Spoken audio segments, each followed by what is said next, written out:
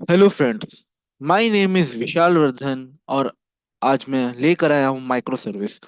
देखिए दोस्तों, micro service का प्रोजेक्ट मैंने आपको बना के दिखाया था, ठीक है, पूरा प्रैक्टिकली दिखाया था स्प्रिंग बूट को यूज करके माइक्रो सर्विस का।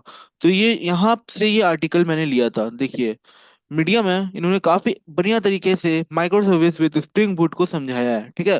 तो यहीं से मैंने आपको प्रैक्टिकली करके दिखाया था micro service with spring boot, ठीक है। बट मैंने कहीं ना कहीं थ्योरी पार्ट बहुत अच्छे से नहीं समझाया था, ठीक है। कैसे मतलब वर्क हो रहा है बहुत डीप में, बस ये करके दिखा दिया था प्रैक्टिकल वे में कि कैसे कैसे करना है।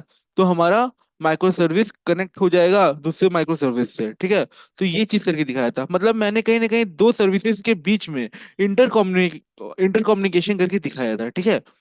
देखिए, ये वीडियो जो आया था 18 नवंबर को आया था। ये 3 घंटे का वीडियो है, micro service using spring boot. इसी में मैंने आपको सब कुछ करके दिखाया था, ठीक है। आज हम लोग इसकी थ्योरी पार्ट को समझेंगे और कहीं ना कहीं सारे लॉजिक्स और सारे चीज को बहुत डीप में समझने की कोशिश करेंगे, ठीक है। सारे लॉजिक्स, जितने भी यहाँ प्रोग्राम्स यूज हो रहे हैं, ठीक है, वो सब चीज को हम लोग यहाँ पे समझने की कोशिश करेंगे, डिपेंडेंसीज को समझेंगे। तो चलिए शुरू करते हैं लेक्चर को, ठीक है।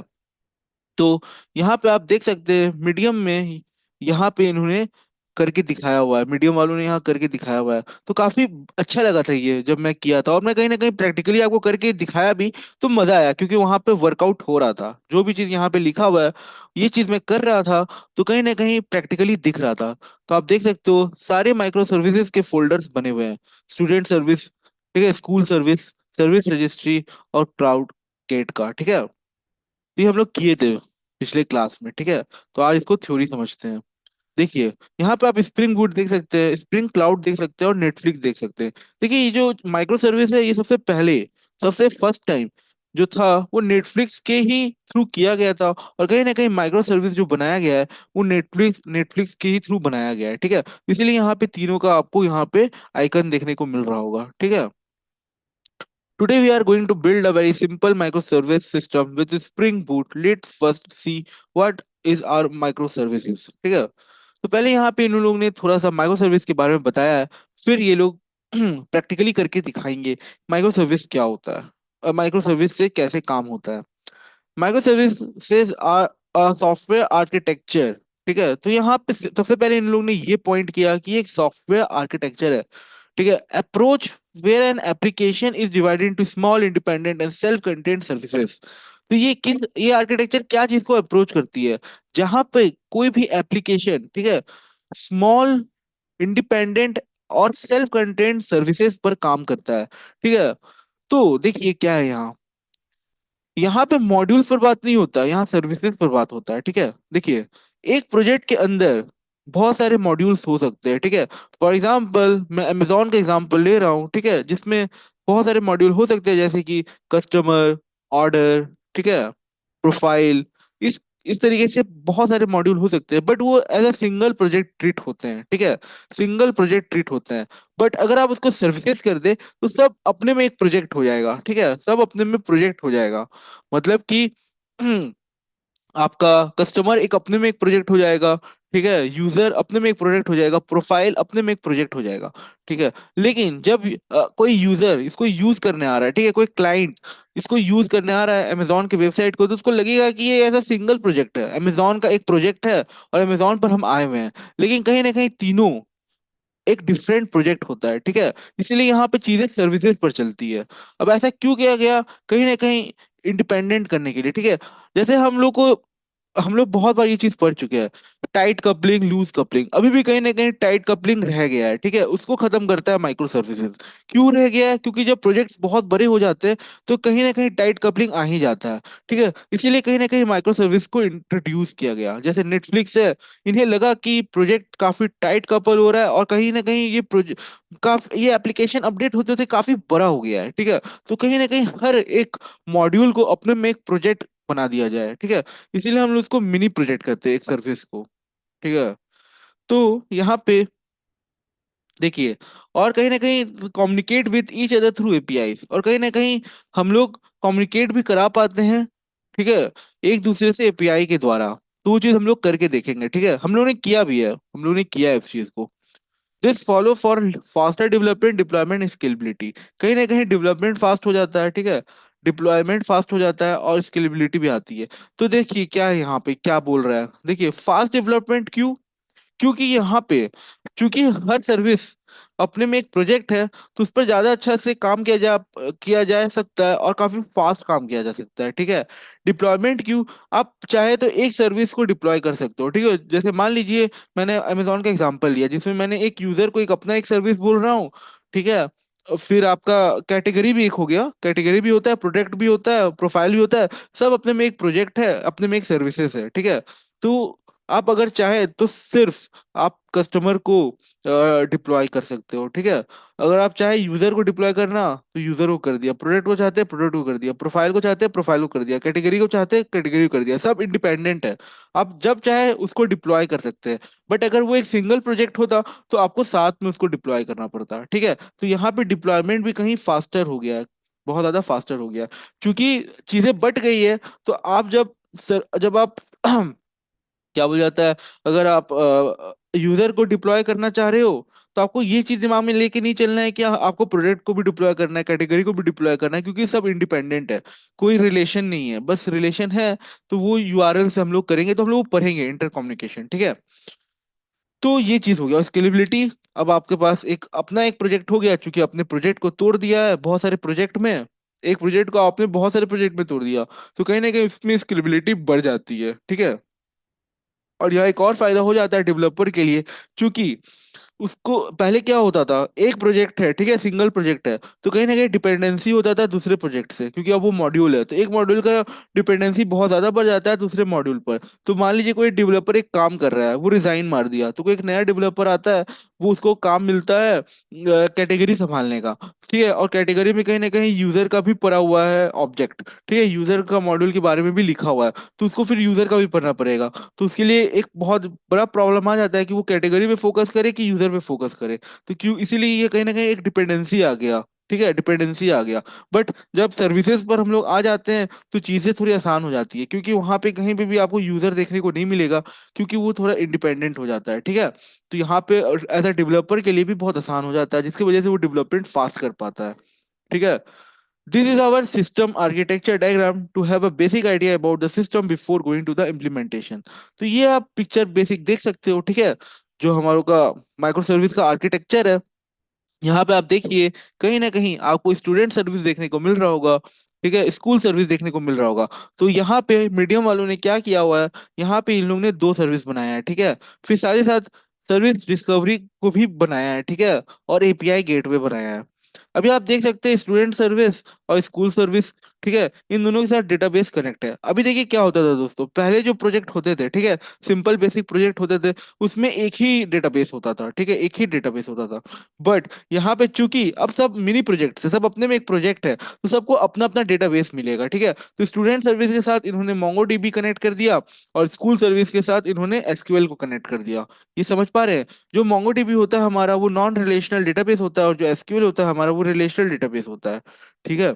ये जो एसक्यूएल होता है वो टेबल फॉर्मेट में चलता है, रोज एंड कॉलम, और मोंगोडीबी चलता है जेसन फॉर्मेट में, ठीक है।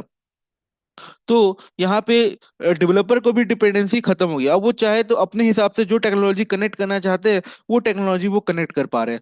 लेकिन जब पहले जो प्रोजेक्ट होता था उसमें चूंकि डेटाबेस एक है, तो दूसरे को भी उसी डेटाबेस पर काम करना पड़ता था, ठीक है। बट चूंकि यहाँ पे चीजें थोड़ी आसान हो गई है, क्यों हो गई है, क्योंकि सब अपने में एक सर्विसेज हैं, तो उस सर्विस पर इंडिपेंडेंसी आ गई है। अभी देखिए दोस्तों यहाँ पे आपको एपीआई गेटवे देखने को मिल रहा होगा, ठीक है।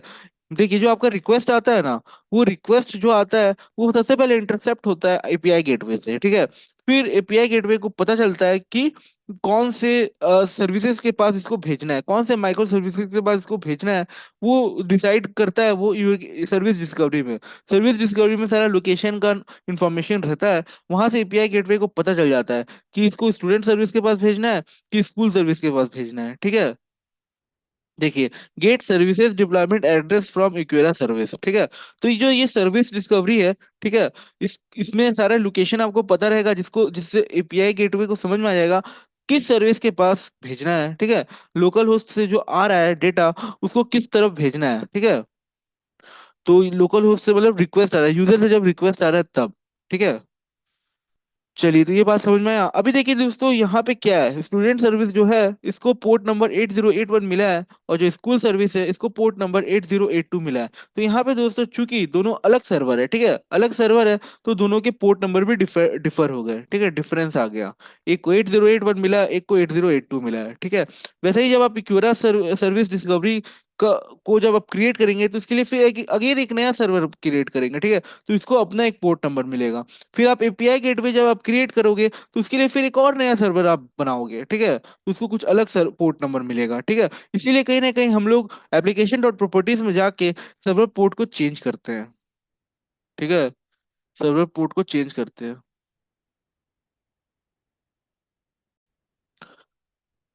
तो फ्रेंड्स, मैं ये कह रहा था कि सबका पोर्ट नंबर डिफरेंट होता है, ठीक है। सर्विस डिस्कवरी का अपना पोर्ट नंबर होगा, स्कूल सर्विस का अपना होगा। इसीलिए हम लोग एप्लीकेशन प्रॉपर्टी में कहीं ना कहीं server dot port equal to vary करते हैं अपने हिसाब से, ठीक है। वहां पे जाके कॉन्फ़िगर करते हैं सर्वर का पोर्ट, ठीक है।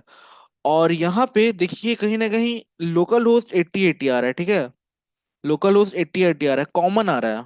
यहाँ आप देख सकते हैं नीचे, local host 8080 slash student slash local host 8080 school slash, ठीक है।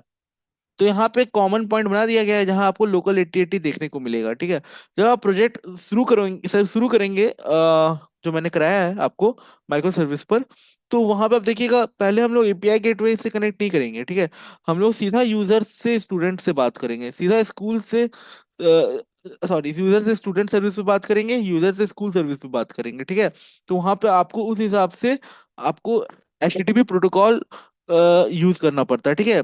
उस हिसाब से आपको रिक्वेस्ट सेंड करना पड़ता है। तो यहाँ पे अभी कॉमन पॉइंट बना दिया गया है, जैसे एपीआई गेटवे है, तो यहाँ आप लोकल होस्ट 8080 देख पा रहे हो, ठीक है, दोनों कॉमन हो गया है। बस स्लैश स्टूडेंट है तो इससे पकड़ पा रहा है कि स्टूडेंट के पास जाना है, स्लैश स्कूल है तो उससे पता चल पा रहा है कि स्कूल सर्विस के पास जाना है, ठीक है।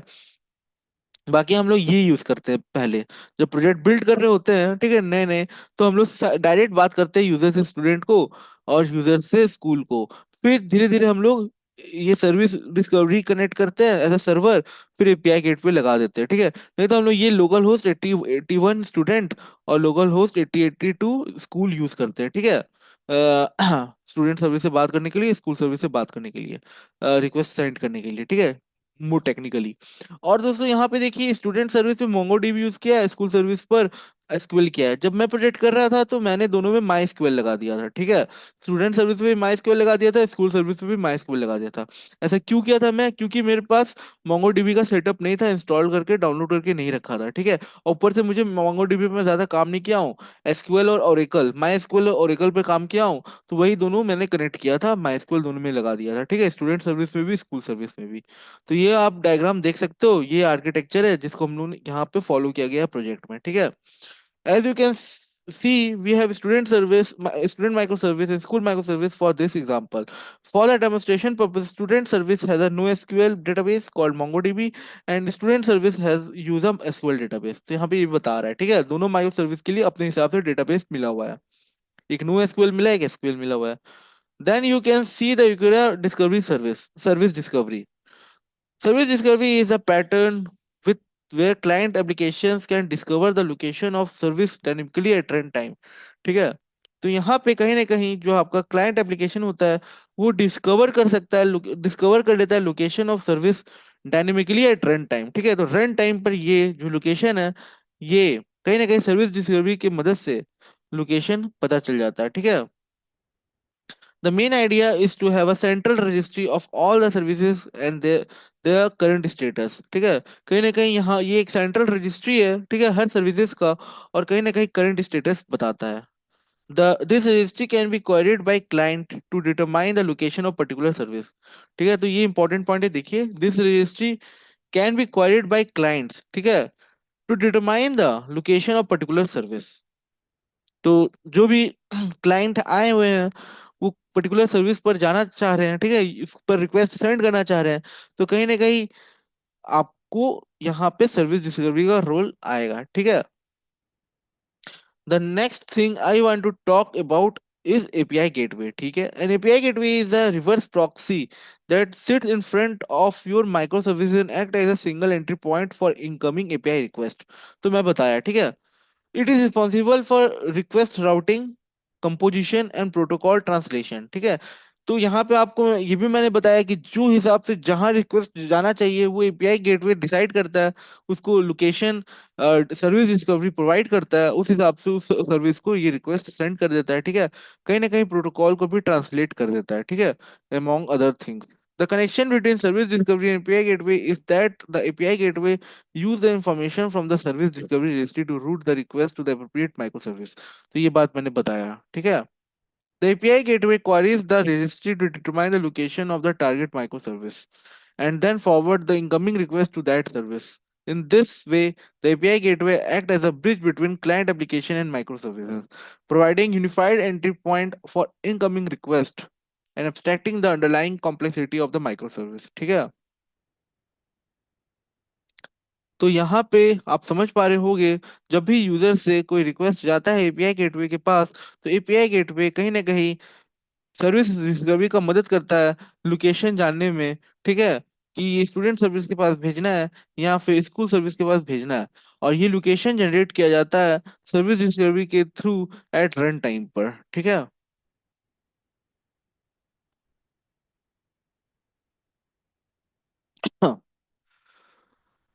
Right, first of all let's see what I am using for this project.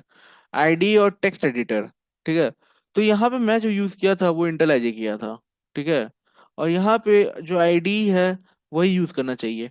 Text editor से आप प्रोजेक्ट बिल्ड करोगे तो आप फंस जाओगे। ठीक है। नोटपैड और ये सब सबलाइन से नहीं होता है। ठीक है। आपको यहाँ पे एक आईडी यूज करना पड़ेगा। आप क्लिप्स यूज कर सकते हो, इंटेल आईजे यूज कर सकते हो। तो मैंने यूज किया है इंटेल आईजे। ठीक है। फिर यहाँ आ जाता है जेडीके 17। तो मैं जेडीके 21 यूज किया था। ठीक है। मैवेन और ग्रेडल, तो मैंने यहाँ पे मैवेन यूज किया था। एक सेकेंड, मैंने यहाँ पे मैवेन यूज किया था। In this tutorial, it will be used IntelliJ as an ID and MySQL MongoDB as a database। तो यहाँ पे मैंने IntelliJ यूज किया था एज एन आईडी, और मैंने दोनों में MySQL यूज किया था। ठीक है। दोनों सर्विस, जो स्कूल सर्विस है, स्टूडेंट सर्विस है, उन दोनों के लिए मैंने आपका MySQL ही यूज किया था। ठीक है। As a database. I guess now you have a very good idea about the system and its technology. So now we can directly go to the implementation part. It will start with the school service। तो दोस्तों यहाँ पे मैंने आपको कहीं ना कहीं सारी बात बता दी। ठीक है, जो यहाँ पे लिखा हुआ है। देखिए एक बार और रिपीट कर देता हूँ प्रोजेक्ट शुरू करने से पहले। तो यहाँ आपको स्टूडेंट सर्विस देखने को मिल रहा होगा, इक्वेरा सर्विस डिस्कवरी देखने को मिल रहा होगा, और स्कूल सर्विस देखने को मिल रहा होगा। और यहाँ पे कहीं ना कहीं एक एपीआई गेटवे है। ठीक है। एपीआई गेटवे जो भी यूजर से रिक्वेस्ट आता है, एक एपीआई रिक्वेस्ट आता है, तो वो सबसे पहले इंटरसेप्ट होता है एपीआई गेटवे पे। एपीआई गेटवे डिसाइड करता है, ठीक है, सर्विस डिस्कवरी के हेल्प से, क्योंकि सर्विस डिस्कवरी कहीं ना कहीं रन टाइम पर लोकेशन प्रोवाइड करता है एपीआई गेटवे को, और एपीआई गेटवे को वहां से पता चल जाता है कि ये सर्विस किसका सर्विस है, जो यूजर्स रिक्वेस्ट के फॉर्म में सेंड कर रहा है। ठीक है। एक एचटीटीपी रिक्वेस्ट सेंड कर रहा है, तो किस फॉर्म, किस सर्विस के पास जाना चाहिए। तो एपीआई गेटवे कहीं ना कहीं उस सर्विस को फॉरवर्ड कर देता है रिक्वेस्ट।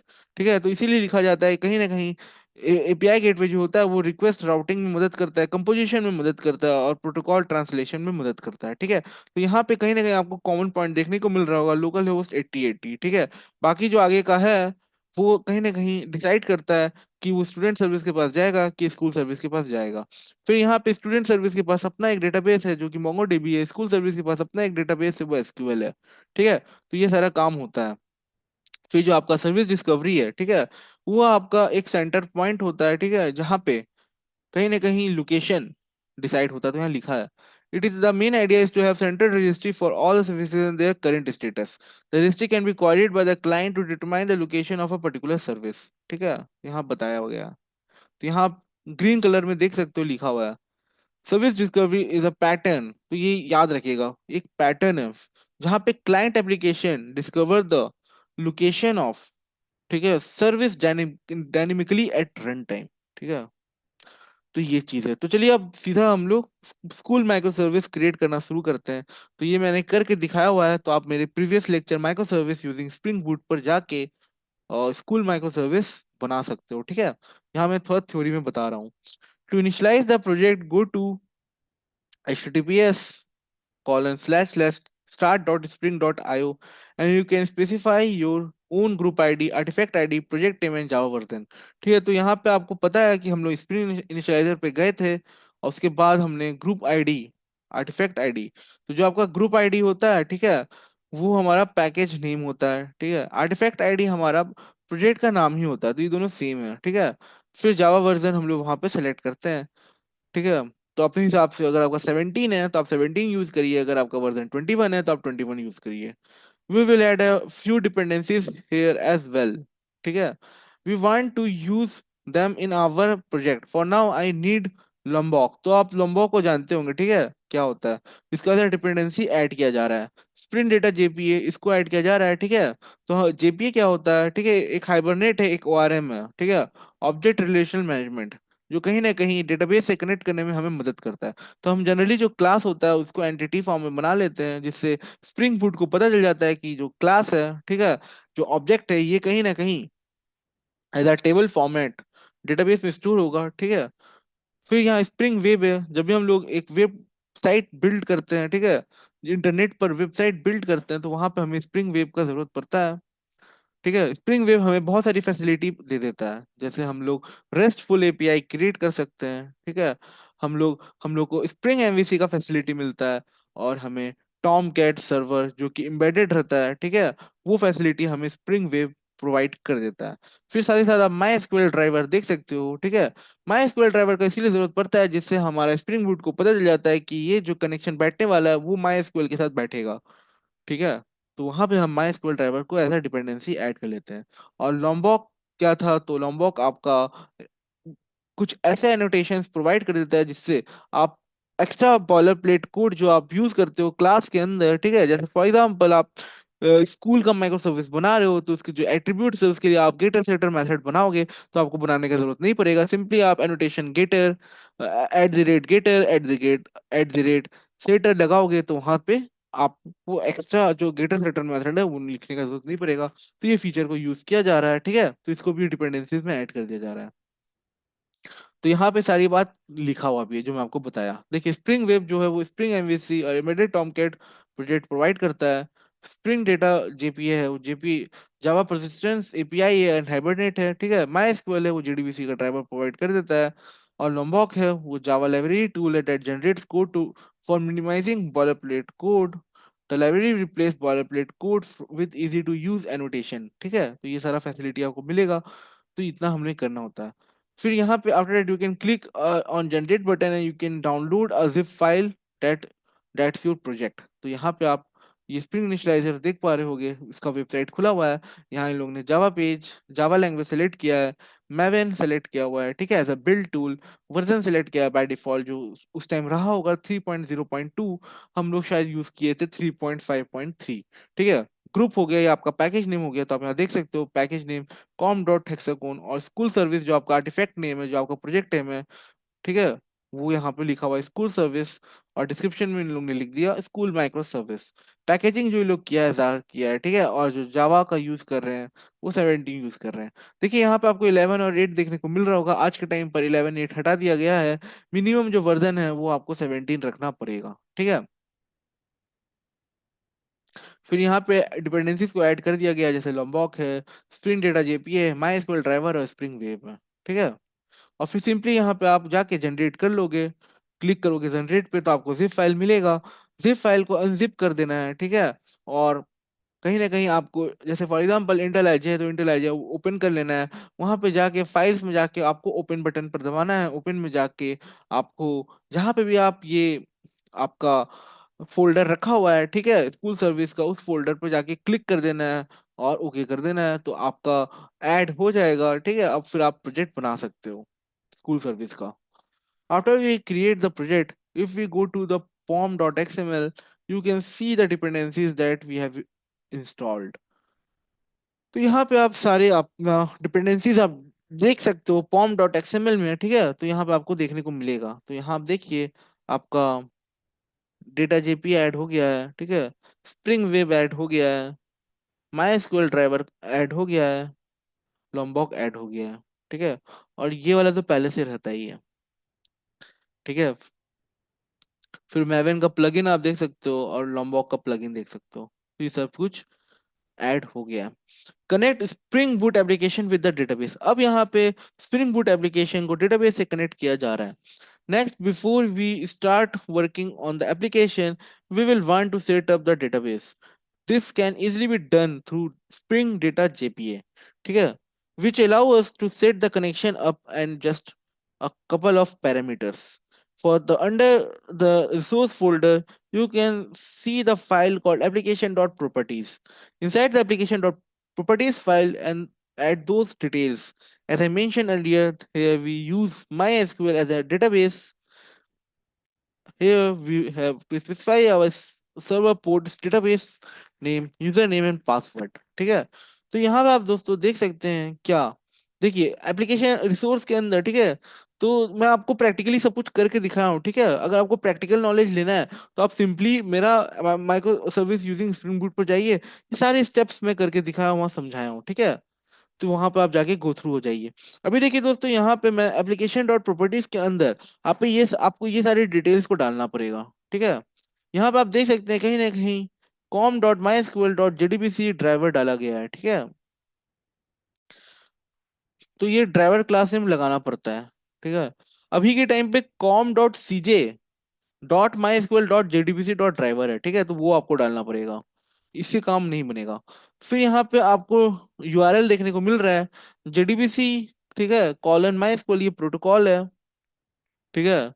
जेडीबीसी नाम इसीलिए है क्योंकि हम लोग जेडीबीसी के ड्राइवर को ही यूज कर रहे हैं इंटरनली। फिर आपको माई एसक्यूएल देखने को मिल रहा है क्योंकि जो जो हम लोग डेटाबेस यूज करेंगे वो माई एसक्यूएल करेंगे। फिर कॉलन कॉलन लोकल, और यहाँ लोकल होस्ट, और यहाँ पे पोर्ट आपको देना पड़ेगा। तो जो बाय डिफॉल्ट पोर्ट नंबर होता है, ठीक है, माई एसक्यूएल का, वो 3306 होता है। तो वो आपको यहाँ लिखना पड़ेगा। फिर स्लैश डेटाबेस नेम। तो आपको सिंपली माई एसक्यूएल में जाके, ठीक है, माई एसक्यूएल में जाके वहाँ पे डेटाबेस का नाम, डेटाबेस वहाँ क्रिएट करना पड़ेगा, ठीक है। तो मैंने ये चीज आपको प्रैक्टिकली करके दिखाया है, तो आप उस लेक्चर को एक बार देख लीजिएगा, ठीक है। और फिर जो जो आपका वहाँ पे यूजर नेम होगा और पासवर्ड वो डाल देना है, ठीक है। और ये सब कोई अप्लाई कर देना है, ये सारी चीज को अप्लाई कर देना है, ठीक है। इसको अप्लाई करने से क्या होगा, आपको कंसोल पर क्या हो रहा है, मतलब क्या आप कर रहे हो, ठीक है, उसका क्वेरी आपको देखने को मिलेगा। फिर आप सर्वर पोर्ट पर जाके पोर्ट नंबर सेलेक्ट कर लेना। तो यहाँ पे ये सारी चीज हो रही है, ठीक है। अब यहाँ ये देखिए, यहाँ पे भी आपको देखने को मिलेगा, यहाँ पे इन लोगों ने किया हुआ है, देखिए लोकल होस्ट 3306, ये इसका डिफॉल्ट पोर्ट नंबर है, ठीक है। और यहाँ देखिए इन्होंने कॉम डॉट सॉरी मैंने कॉम डॉट सीजे कहा था, com dot my SQL dot CJ dot JDBC driver, तो ये आपको लगाना है, ठीक है। और यूजर नेम रूट है, पासवर्ड रूट है, तो मेरा भी जो यूजर नेम है वो रूट है, पासवर्ड रूट है। आपका जो रहा होगा आप उस हिसाब से लगा दीजिएगा, ठीक है। और फिर यहाँ पे लोग ने इसको ये वाला सारा फीचर्स लगा दिया है, ठीक है। Show SQL, hibernate DDL auto कर देना है, हाइबरनेट डायलेक्ट इसको लगा देना है, ठीक है। तो ये सारी फीचर्स लगा दीजिएगा, ठीक है। अगर नहीं भी लगाइए तो कोई प्रॉब्लम है नहीं, ठीक है। लेकिन ऊपर का फोर चारों लगा दीजिएगा, ये चार लगाना मस्ट है, ठीक है। और यहाँ पोर्ट नंबर लगा दीजिएगा 8082, ठीक है। तो यहाँ इसका जो पोर्ट नंबर रहेगा स्कूल सर्विस का वो 8082 रहेगा, right. Now we are done with connecting the school service with the database, ठीक है। अब हम लोग क्रिएट करेंगे स्कूल एंटिटी को, जो कि हमारा डोमेन मॉडल मॉडल है। Now let's create our school entity. First of all, I will create a package for models. तो आपको पैकेज बनाना पड़ेगा मॉडल का, तो ये चीज मैंने दिखाया है com dot hexagon dot school service के अंदर एंटिटी मॉडल बना के, ठीक है। तो ये आपको करना होगा।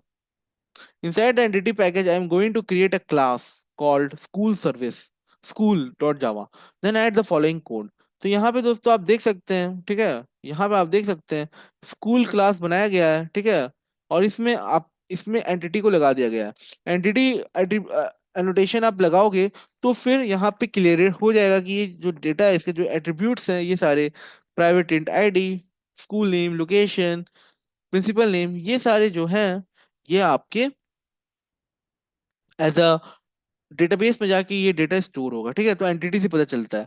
फिर आप टेबल का नेम डिसाइड कर सकते हो। तो आपको डेटाबेस में जाकर टेबल क्रिएट करना, वो सब करने की कोई जरूरत नहीं है। सिंपली यहाँ से सारा काम हो जाएगा, बस आपको टेबल लगा देना है, ठीक है। और नेम आप डिसाइड कर सकते हो। तो यहाँ नेम इन लोगों ने स्कूल रख दिया।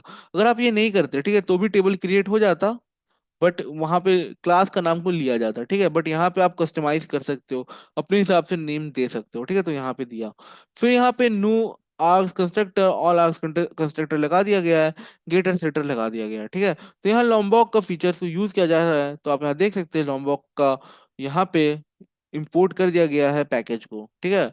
तो यहाँ सारा ये सारा फैसिलिटी मिल रहा है, तो आपको एक्स्ट्रा कुछ करने की जरूरत नहीं है। आपको कोई गेटर मेथड, कोई सेटर मेथड लगाने की जरूरत नहीं है, कोई कंस्ट्रक्टर को लगाने की जरूरत नहीं है, ठीक है।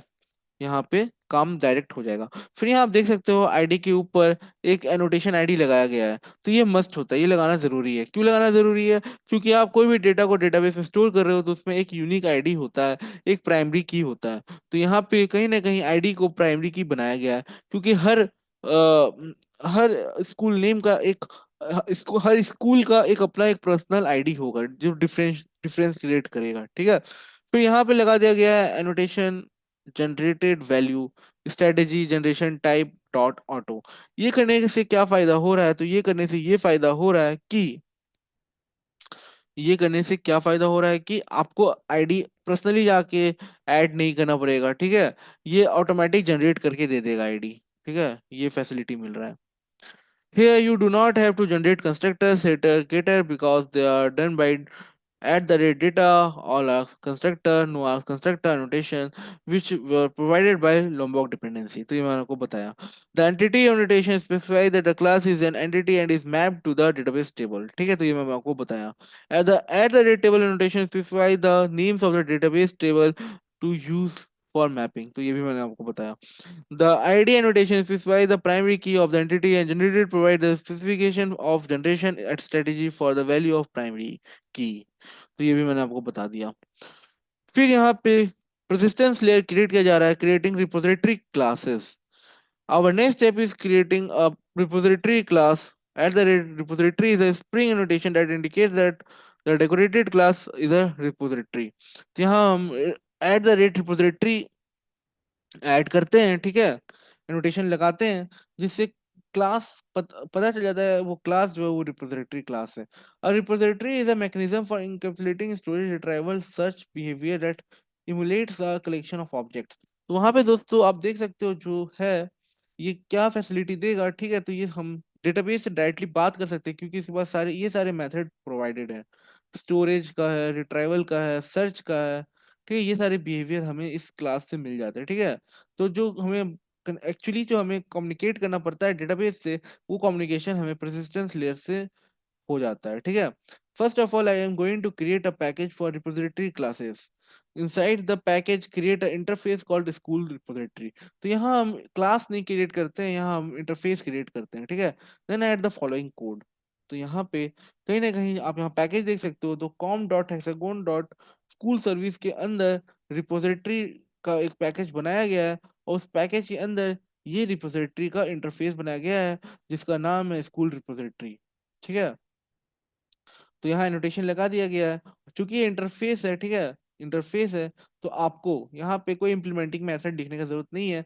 सिंपली आप एक्सटेंड कर दीजिए जेपीए रिपोजिटरी में, और यहाँ पे आप बता दीजिए कौन सा क्लास, ठीक है, आप यूज डेटाबेस से कम्युनिकेट करने के लिए कौन सा क्लास आप यूज करने वाले हैं, तो उस क्लास का नाम बता दीजिए। और कहीं ना कहीं आप, ठीक है, इंटीजर क्लास बता दीजिए।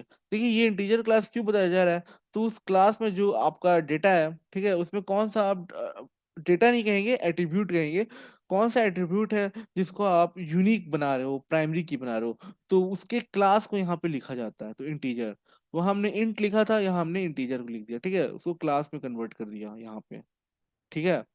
और यहाँ देखिए ये सारे पैकेज आपको मिल रहे हैं, ठीक है। अगर आप रिपोजिटरी का एनोटेशन यूज कर रहे हो, तो यहाँ आपको org.springframe.stereotype.repository आपको इंपोर्ट करना होगा, ठीक है। तो ये ऑटोमेटिक हो जाता है इंपोर्ट, ये आपको लिखना नहीं पड़ता अलग से। फिर यहाँ पे जेपी रिपोजिटरी आप यूज कर रहे हो, तो उसको भी इंपोर्ट कर लिया गया। और ये स्कूल, ठीक है, स्कूल जो क्लास है, इसको भी इंपोर्ट कर लिया गया, क्योंकि आप यहाँ यूज कर रहे हो, ठीक है। ये दूसरे पैकेज में है, स्कूल कौन से पैकेज में है? एंटिटी पैकेज के अंदर है, ठीक है। और ये कौन से पैकेज के अंदर है? ये रिपोजिटरी पैकेज के अंदर है।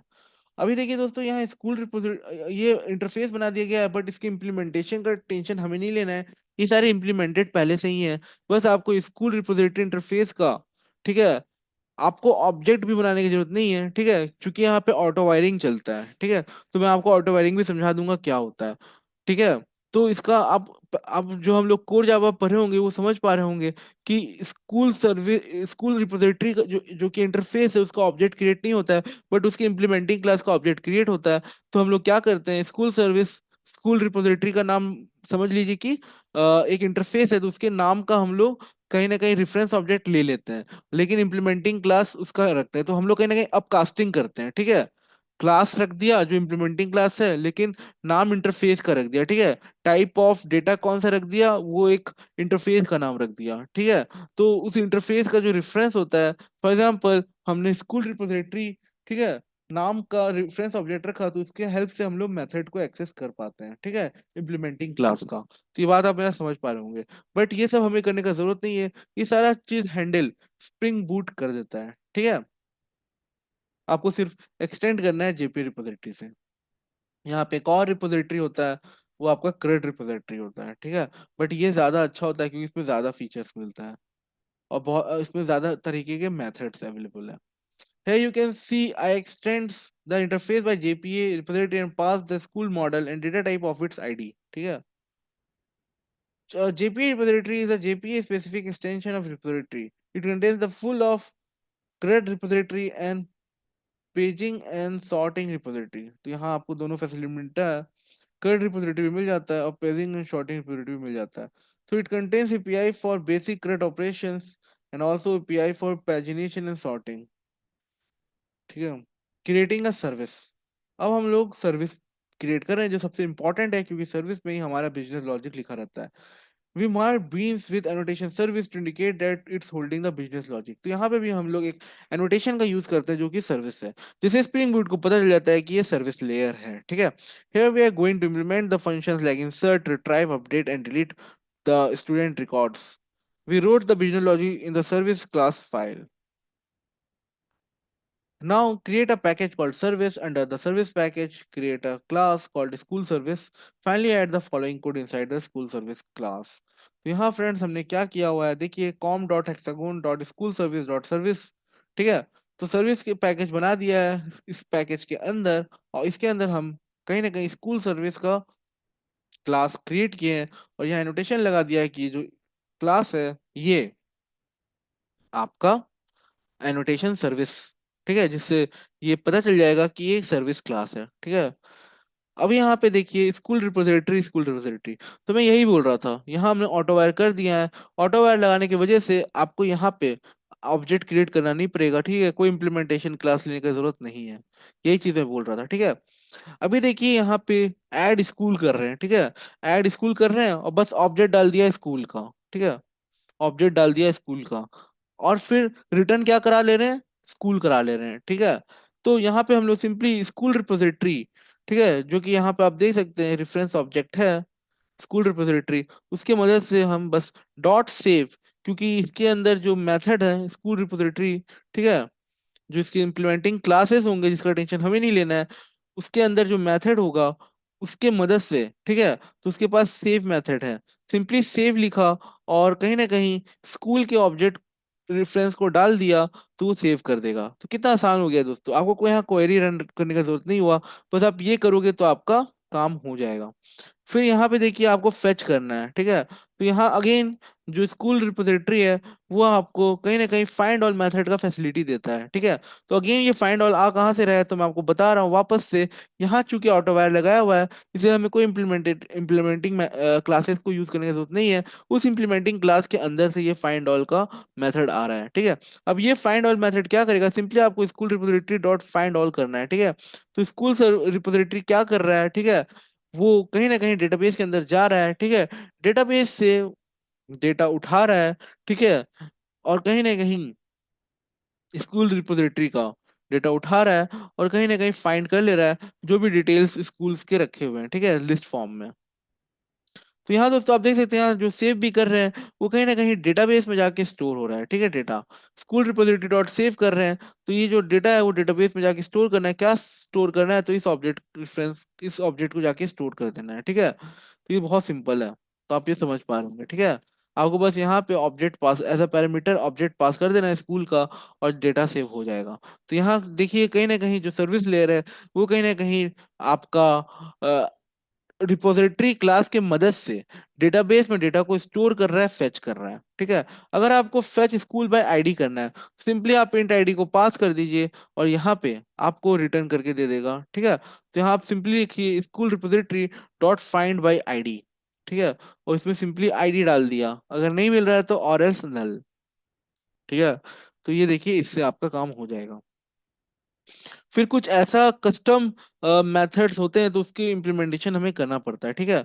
अभी जैसे फाइंड बाय आईडी का फैसिलिटी मिल रहा है, बट अब मैं नेम सिर्फ जानना चाह रहा हूँ, तो वहाँ आपको अपना मेथड अपना लॉजिक्स लगाना पड़ेगा, ठीक है। वहाँ पे आपको अपना लॉजिक लगाना पड़ेगा, क्योंकि वो फिर आपको इम्प्लीमेंटिंग क्लास से उस मेथड को फैसिलिटी नहीं मिलेगी, ठीक है। वहाँ सिर्फ फाइंड बाय आईडी का फैसिलिटी मिलता है, ठीक है। तो ये चीज आप समझ रहे होंगे। फिर कंट्रोलर है, देखिए सबसे पहले कंट्रोलर ही क्लास इंटरसेप्ट होता है, कोई भी रिक्वेस्ट आता है तो फिर वहां से आपका सर्विस के पास जाता है।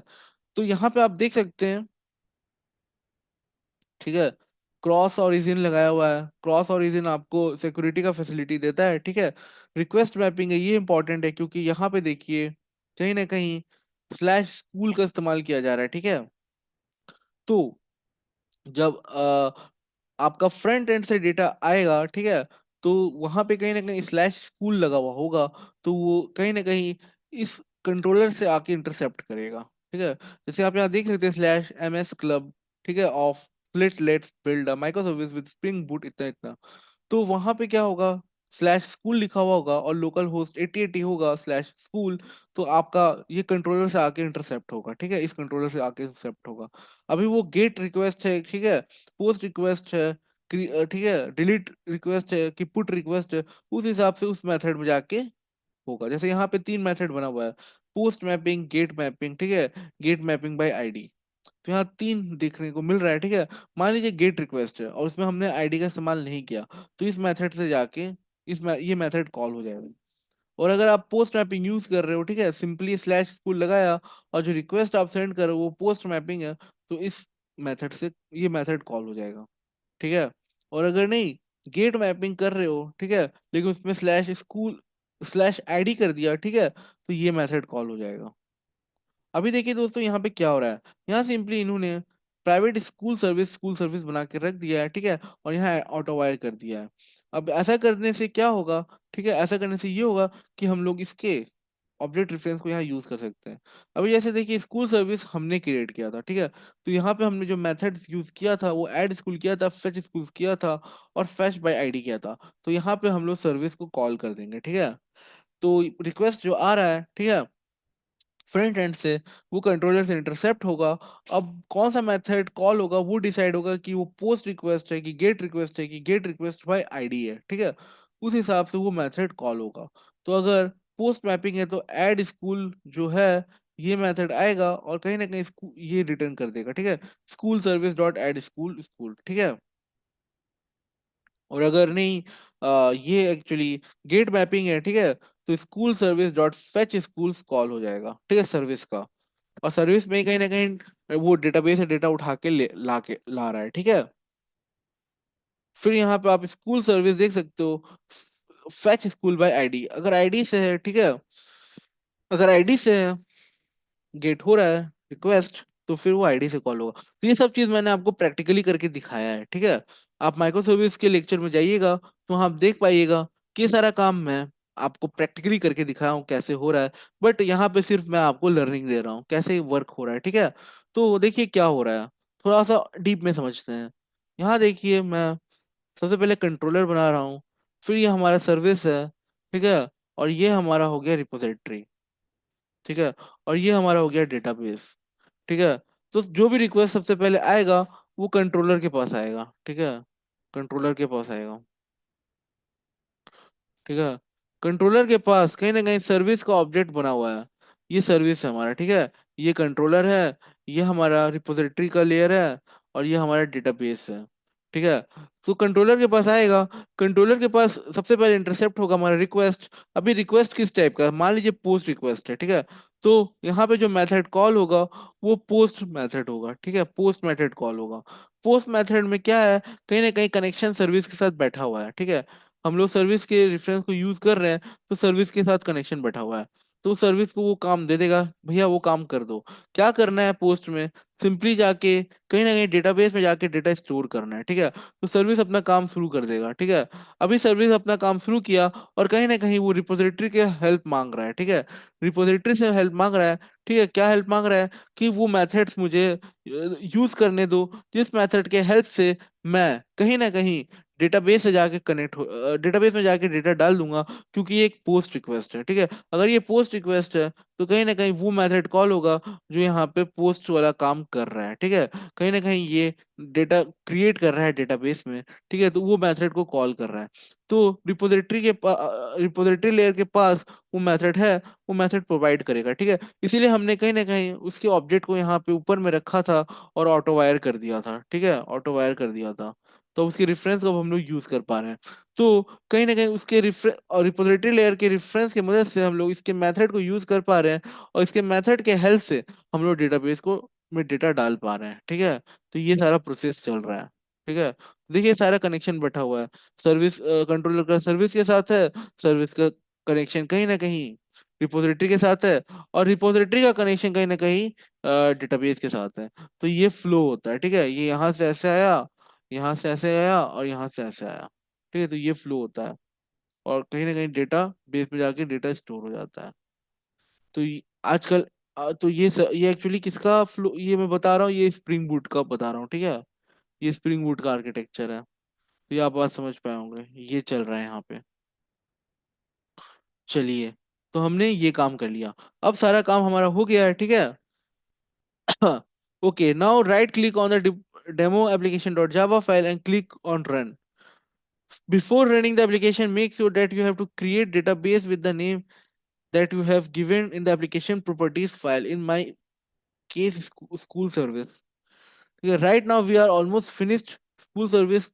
Now we can test REST API using software code postman.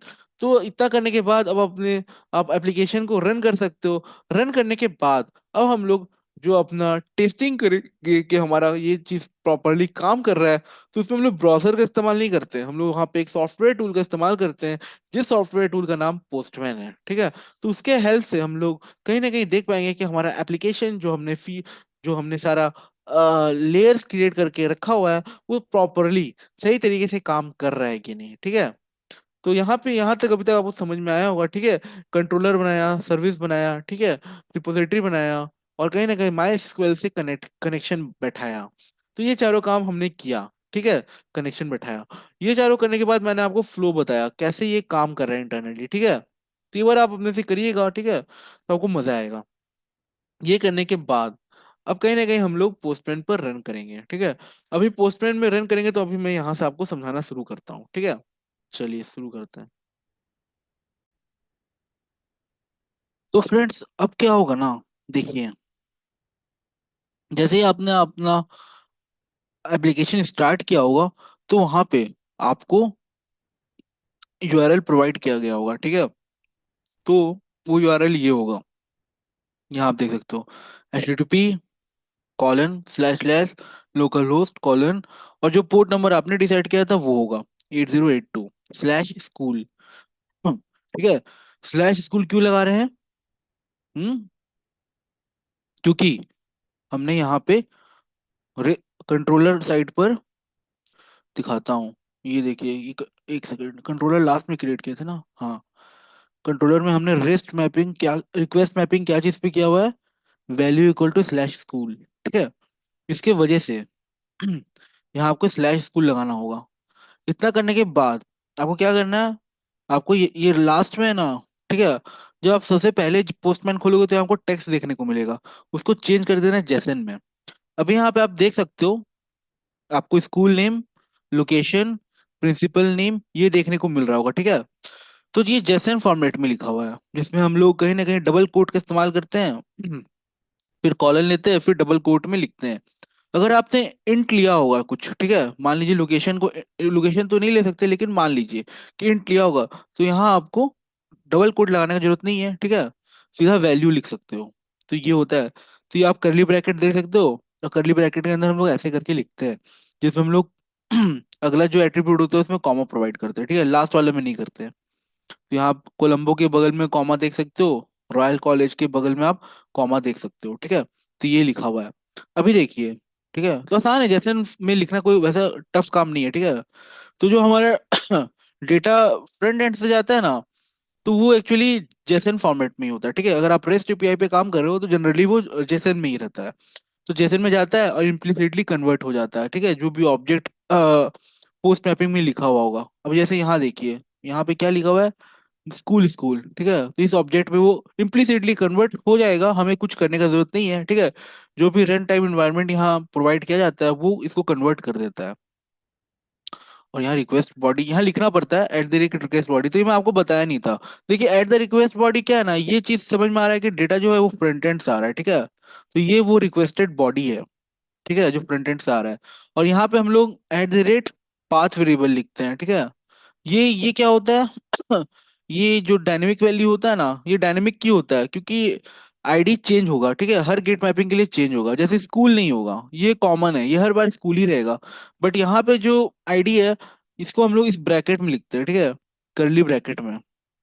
हाँ, जब वैल्यू लिखते हैं तो करली ब्रैकेट नहीं लगाते, ठीक है, डायरेक्टली आईडी का जो नंबर है वो लिख देते हैं यहाँ, ठीक है, अगर वो इंट के फॉर्म में है, इंटीजर के फॉर्म में है, ठीक है, ये बात समझ में आया। तो ये चेंज होता है।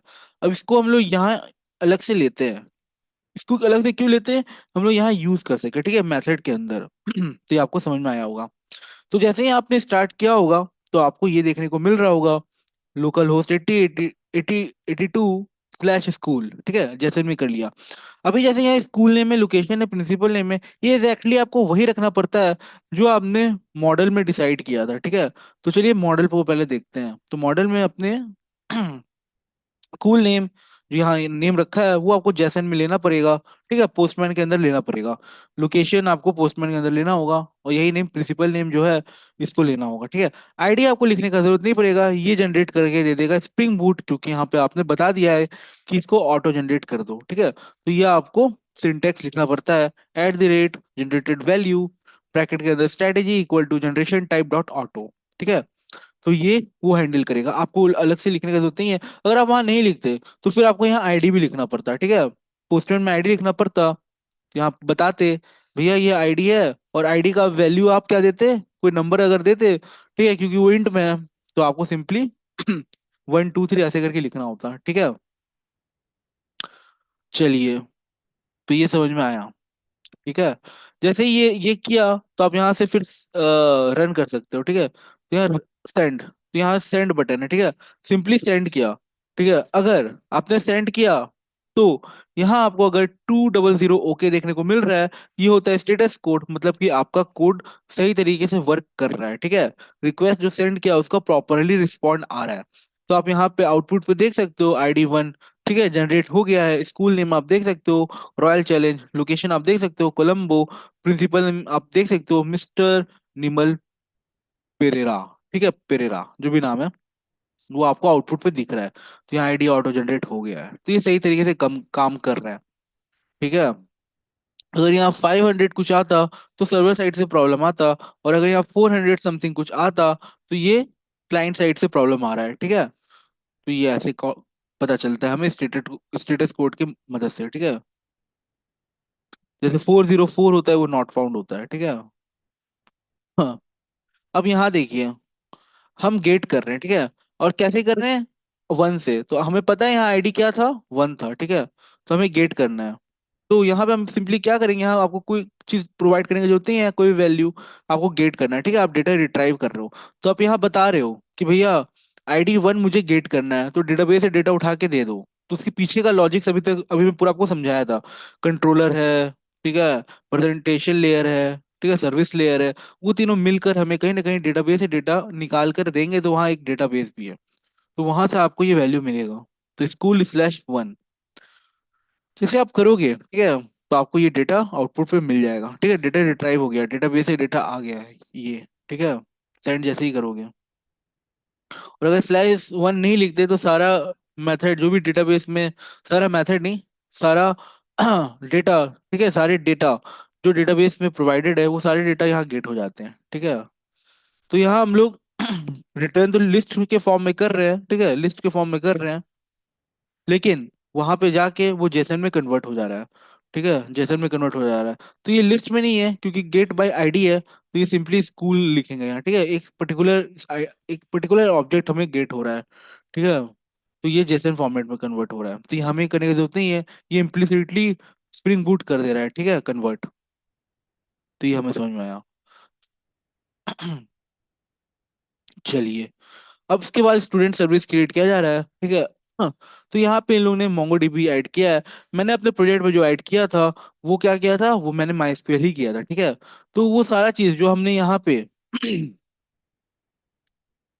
कूल सर्विस क्रिएट करने में लगाया है, आपको उसी तरीके से करना है, ठीक है।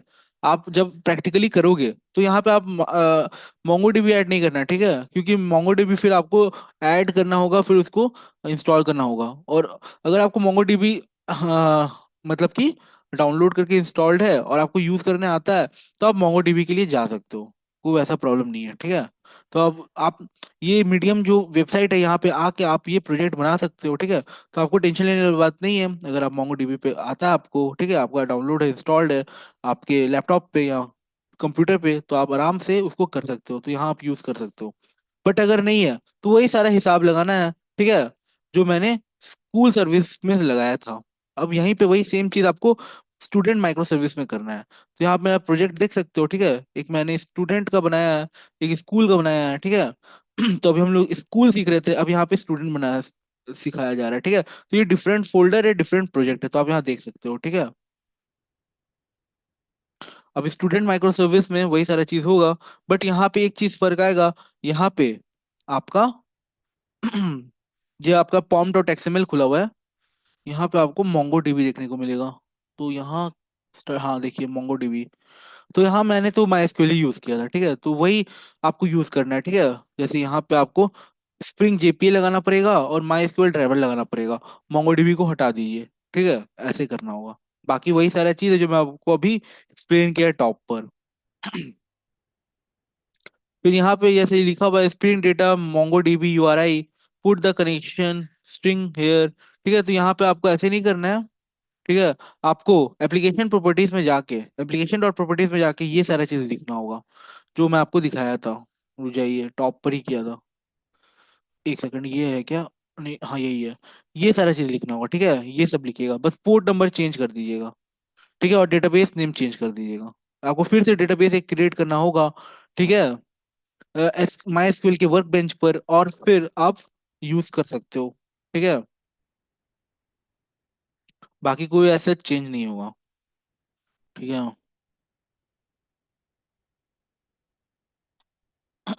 ये सब तो मैं कर दिया था। हम्म, एक सेकेंड, क्रिएटिंग अ सर्विस, अच्छा अच्छा। हम्म, तो यहाँ पे जो मैं आपको बताया वो बस पोर्ट नंबर आपको 8081 कर देना है, बाकी काम हो जाएगा। अब यहाँ पे मॉडल बनाना सिखाया जा रहा है, ठीक है, तो मॉडल आपको वैसे ही बनाना है, ठीक है। गेटर सेटर लगा देना है, all are constructor no are constructor लगा देना है। यहाँ जैसे डॉक्यूमेंट लिखा हुआ है, ठीक है, अगर आप यहाँ पे मोंगोडीबी नहीं माई एसक्यूएल पर काम कर रहे हो तो यहाँ आपको टेबल लिखना होगा, ठीक है, और टेबल का वैल्यू लिखना होगा, तो वो वैल्यू लिख दीजिएगा यहाँ, ठीक है। जैसे स्टूडेंट्स है तो यहाँ पे स्टूडेंट्स लिख दीजिएगा, बाकी यहाँ सब कॉमन है। तो यहाँ पे आप देख सकते हैं स्ट्रिंग आईडी है, ठीक है, स्ट्रिंग नेम है, इंट एज है, स्ट्रिंग जेंडर है, और इंटीजर स्कूल आईडी है। तो यहाँ आपको ये एक एक्स्ट्रा ऐड करना पड़ेगा, ठीक है, क्योंकि कहीं ना कहीं हम लोग को कनेक्शन बनाना है ना स्कूल आईडी से, स्कूल से कनेक्शन बनाना है, तो उसका आईडी है यहाँ पे, ठीक है। तो स्टूडेंट आईडी है, और स्टूडेंट का एक स्कूल आईडी भी होगा, आप देख सकते हो। स्टूडेंट का अपना एक पैरामीटर है, ठीक है, और स्कूल आईडी भी है। तो यहाँ पे आप क्या करना है, स्ट्रिंग को हटा देना, अगर माई स्क्वेल से कनेक्शन करो ना, यहाँ इंट लगा देना, ठीक है, और आईडी के नीचे वही जनरेटेड वैल्यू लगा देना, ठीक है, वो सिंटेक्स को यूज कर लेना। तो ये आपका यूनिक वैल्यू ऑटोमेटिक जनरेट करके दे देगा। क्योंकि ये मोंगो डीबीसी कर रहा है तो यहाँ इन लोगों ने स्ट्रिंग लिखा है, बट आप माई एसक्यूएल से यूज करोगे और फिर यहाँ स्ट्रिंग लगाओ तो आपको एरर आएगा, ठीक है। तो यहाँ पे आप ये दोनों काम कर देना, एक आईडी लगाना और एक जनरेटेड वैल्यू लगा देना, ठीक है, एनोटेशन जनरेटेड वैल्यू। तो ऑटोमेटिकली ये क्रिएट कर देगा। तो यहाँ जैसे मैंने किया है, तो आप देख सकते हो ऊपर आके, एक सेकेंड, इसी के नीचे होगा, ये देखिए, generated value strategy equal to generation type dot auto auto, ये कर देना। एग्जैक्टली ऐसा ही लिखना है, ठीक है। और अलग से आपको एक इंटीजर स्कूल आईडी लेना होगा, तो वो है, ठीक है। तो यहाँ पे इंटीजर स्कूल आईडी लिया है। अब रिपोजिटरी क्लास है, तो यहाँ पे एक्सटेंड करेगा मोंगो रिपोजिटरी से। आपको जेपीए रिपोजिटरी लेना है, रिपोजिटरी लेना है, यहाँ स्टूडेंट लगा दीजिए, ठीक है, क्लास। और यहाँ स्ट्रिंग को हटा के आप इंटीजर लगा दीजिए, ठीक है, क्योंकि आप यहाँ इंटीजर करना है, यहाँ इंटीजर लेना है, ठीक है।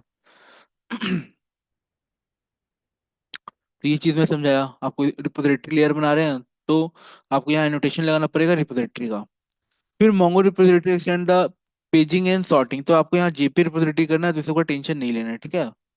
ये सब का टेंशन नहीं लेना है। और अगर आप मोंगो लगा रहे हैं तो इसको एक बार रीड कर लीजिएगा, ठीक है। फिर यहाँ सर्विस ले आ जाता है, ठीक है, स्टूडेंट सर्विस। तो यहाँ पे सबसे पहले यहाँ पे एक डीटीओ पैकेज बना के उसके अंदर ये चीज प्रोवाइड किया जा रहा है। तो यहाँ बताया है, देखिए, to write a business logic in the service class file create a package called service and under the service package create a class called student service, ठीक है। Then add the following code inside the student service class. तो हम लोग यहाँ पे logic implement करेंगे, लेकिन उससे पहले यहाँ पे बोल रहा है before that I will create a package called DTO and create two class called school and student response. You will realize why I created those later, then add the following code for each respectively. तो आपको पहले service layer बनाने से पहले आपको यहाँ पे दो एक्स्ट्रा क्लास बनाना पड़ेगा, ठीक है। तो आपको क्या करना है, इस पैकेज के अंदर एक जीटीओ का पैकेज बनाना है और उसके अंदर एक स्कूल का क्लास ले लेना है, ठीक है, स्कूल का क्लास ले लेना है। इसमें कहीं ना कहीं यहाँ आप वही सारी चीज देख पाओगे, इंट आईडी, स्कूल नेम, ठीक है, प्राइवेट स्ट्रिंग लोकेशन और प्राइवेट स्ट्रिंग प्रिंसिपल नेम। और यहाँ पे आप लॉम्बॉक के मदद से ये सारे एनोटेशन का इस्तेमाल करके एक स्कूल का आप क्लास क्रिएट कर लोगे, ठीक है। तो ये एक डीटीओ पैकेज के अंदर आपको ये क्लास क्रिएट करना है, ठीक है। तो एकदम सेम है ये, int ID, string school name, string location, string principal name, ठीक है। तो इतना आपको समझ में आया होगा। ये करने के बाद आपको क्या करना है, देखिए, पैकेज स्टूडेंट सर्विस के डीटीओ के अंदर ही, ठीक है, इसी पैकेज के अंदर जो स्कूल क्लास जो हम लोगों ने बनाया है उसके अंदर हमें एक और क्लास बनाना है, ठीक है, स्टूडेंट रिस्पॉन्स करके। एक बार इसको याद कर लीजिए, देखिए यहाँ पे आईडी है, स्कूल नेम में लोकेशन है, प्रिंसिपल नेम है, ठीक है। एक स्कूल के अंदर स्कूल का नाम हो सकता है, स्कूल की आईडी हो सकती है, स्कूल का लोकेशन हो सकता है, ठीक है, और उसका प्रिंसिपल नेम हो सकता है। और स्टूडेंट के अंदर क्या हो सकता है, स्ट्रिंग आईडी हो सकती है, स्टूडेंट आईडी हो सकती है, स्ट्रिंग नेम हो सकता है, ठीक है, स्टूडेंट का एज हो सकता है, जेंडर हो सकता है, स्कूल हो सकता है, ठीक है। तो ये चीज है, यहाँ 5 पैरामीटर है। तो ये चीज वही है जो हम लोग ने यहाँ क्लास बनाया है, ठीक है, स्टूडेंट का क्लास, जिसमें हमने ये चारों पैरामीटर दिया है। साथ ही साथ एक और पैरामीटर को ऐड कर दिया है, स्कूल आईडी, ठीक है। और इसी स्कूल आईडी की मदद से हम लोग कहीं ना कहीं इंटर कम्युनिकेशन कर पाएंगे, तो वो चीज हम लोग अभी देखेंगे, ठीक है। तो आईडी, स्कूल नेम, ठीक है, लोकेशन, प्रिंसिपल नेम, और वो आपका आईडी है, नेम है, एज है, जेंडर है, और स्कूल है, ठीक है, कौन सा स्कूल वो जा रहा है, तो उसको यहाँ पे ऐड कर दीजिए। तो यहाँ पे देखिए आपको देखने को मिल रहा होगा कि यहाँ पे एक एक्स्ट्रा पैरामीटर दिया गया है, स्कूल, ठीक है। तो स्टूडेंट रिस्पांस के अंदर इसी स्कूल की मदद से हम लोग इंटर कम्युनिकेशन कर पाएंगे। अभी ये स्कूल कौन सा स्कूल है, वो स्कूल माइक्रो सर्विस का नहीं है, वो ये स्कूल है, देखिए ये स्कूल है, ठीक है, ये स्कूल है। तो ये आप देख पा रहे होंगे, ठीक है। तो स्टूडेंट रिस्पांस को कहीं ना कहीं कनेक्शन बैठाया जा रहा है यहाँ। आईडी है, नेम है, एज है, स्ट्रिंग जेंडर है, और यहाँ आप देख सकते हैं स्कूल स्कूल है। तो ये स्कूल स्कूल कौन सा स्कूल है, मैं अगेन बोल रहा हूँ, ये स्कूल है। और इस स्कूल का पैरामीटर भी है, ID, school name, location, principal name, जो हमने माइक्रो सर्विस में भी क्रिएट किया था, ठीक है, दूसरे स्कूल माइक्रो सर्विस में जो क्रिएट किया था, ठीक है, वो आपको यहाँ देखने को मिल रहा होगा। ठीक है, तो कंफ्यूज मत होइएगा। ठीक है। Here I am going to call a school service endpoint in student service। Student service के अंदर स्कूल सर्विस का एंड पॉइंट को कॉल किया जा रहा है। For what we need rest template for that, तो ये हम लोग रेस्ट टेम्पलेट की मदद से कर पाएंगे। ठीक है। Rest template is use to create application that consume restful web service. ठीक है। You can use the exchange get for object etcetera to consume the web service for all HTTP methods. तो इसी मेथड के help से, get for object या exchange method की मदद से, हम लोग कहीं ना कहीं इंटर कम्युनिकेशन कर पाते हैं। ठीक है, दो डिफरेंट माइक्रो सर्विस के हेल्प से, क्योंकि इसमें कहीं ना कहीं गेट फॉर ऑब्जेक्ट मेथड के अंदर ही हम लोग URL को प्रोवाइड करते हैं। The code given below shows how to create bean for rest template to auto wire the rest template object let go to go to main class and at the following. तो यहाँ आप देख सकते हैं दोस्तों, student service application आपको देखने को मिलेगा। ठीक है, तो com dot hexagon dot student service package के अंदर आपको कहीं ना कहीं ये मेन मेथड देखने को मिलेगा। उस मेन मेथड के नीचे आपको ये रेस्ट टेम्पलेट का ऑब्जेक्ट ऐड कर देना है। ठीक है, और यहीं पे रेस्ट टेम्पलेट का ऑब्जेक्ट क्रिएट होगा, और इसको बिन @bin लगा देना है। @bin लगाने की मदद से जब भी आप रेस्ट टेम्पलेट को यूज करोगे, तो ये क्या है, ये क्या है, ये क्या करेगा, तो बीन लगाने से क्या होगा, मैनेज कर देगा स्प्रिंग बूट। ठीक है, स्प्रिंग बूट मैनेज कर देगा इस मेथड को। ठीक है, इस मेथड को। After that how you can add the following code to our student service class. तो ये अब हमारा स्टूडेंट सर्विस क्लास है, यहाँ आप देख सकते हो। ठीक है, तो यहाँ पे स्टूडेंट सर्विस क्लास है, कैसे पता चलेगा कि स्टूडेंट सर्विस क्लास है, आप यहाँ एनोटेशन लगाओगे सर्विस लेयर का। ठीक है, फिर यहाँ देखिए स्टूडेंट रिपोजिटरी, स्टूडेंट रिपोजिटरी। ठीक है, यहाँ पे ऑटो वायर कर दिया गया है, ऑटो वायर कर दिया गया है। ठीक है, अभी देखिए यहाँ पे रेस्ट टेम्पलेट का, ठीक है, ऑब्जेक्ट को रखा गया है, उसको भी ऑटो वेयर कर दिया गया। यहाँ आपको क्रिएट ऑब्जेक्ट क्रिएट करने का कोई जरूरत नहीं है। ठीक है, तो ये दोनों काम किया गया है। अभी देखिए यहाँ पे आपको मेथड्स देखने को मिल रहे होंगे। एक आपका मेथड है क्रिएट स्टूडेंट, एक आपको दिख रहा होगा फेच स्टूडेंट बाय आईडी, और एक तीसरा दिख रहा होगा यहाँ फेच स्टूडेंट्स। तो तीन यहाँ पे क्रिएटेड है। ठीक है, अभी देखिए यहाँ पे आपको एक रिस्पॉन्स एंटिटी का क्लास दिख रहा होगा। ठीक है, और रिटर्न हो रहा है रिस्पॉन्स एंटिटी में। अगर आप इसको लगाते हो तो इससे फायदा क्या होगा, जो पोस्टमैन में आप देखते हो, ठीक है, तो वहाँ स्टेटस कोड हम लोग कस्टमाइज कर रहे हैं, अपने हिसाब से सेट कर रहे हैं। ठीक है, और वहां पे हम लोग मैसेज भी प्रोवाइड कर सकते हैं आउटपुट पे। ठीक है, तो ये फायदा मिलता है जब हम लोग रिस्पॉन्स एंटिटी का इस्तेमाल करते हैं। ठीक है, तो यहाँ पे आप देख सकते हो।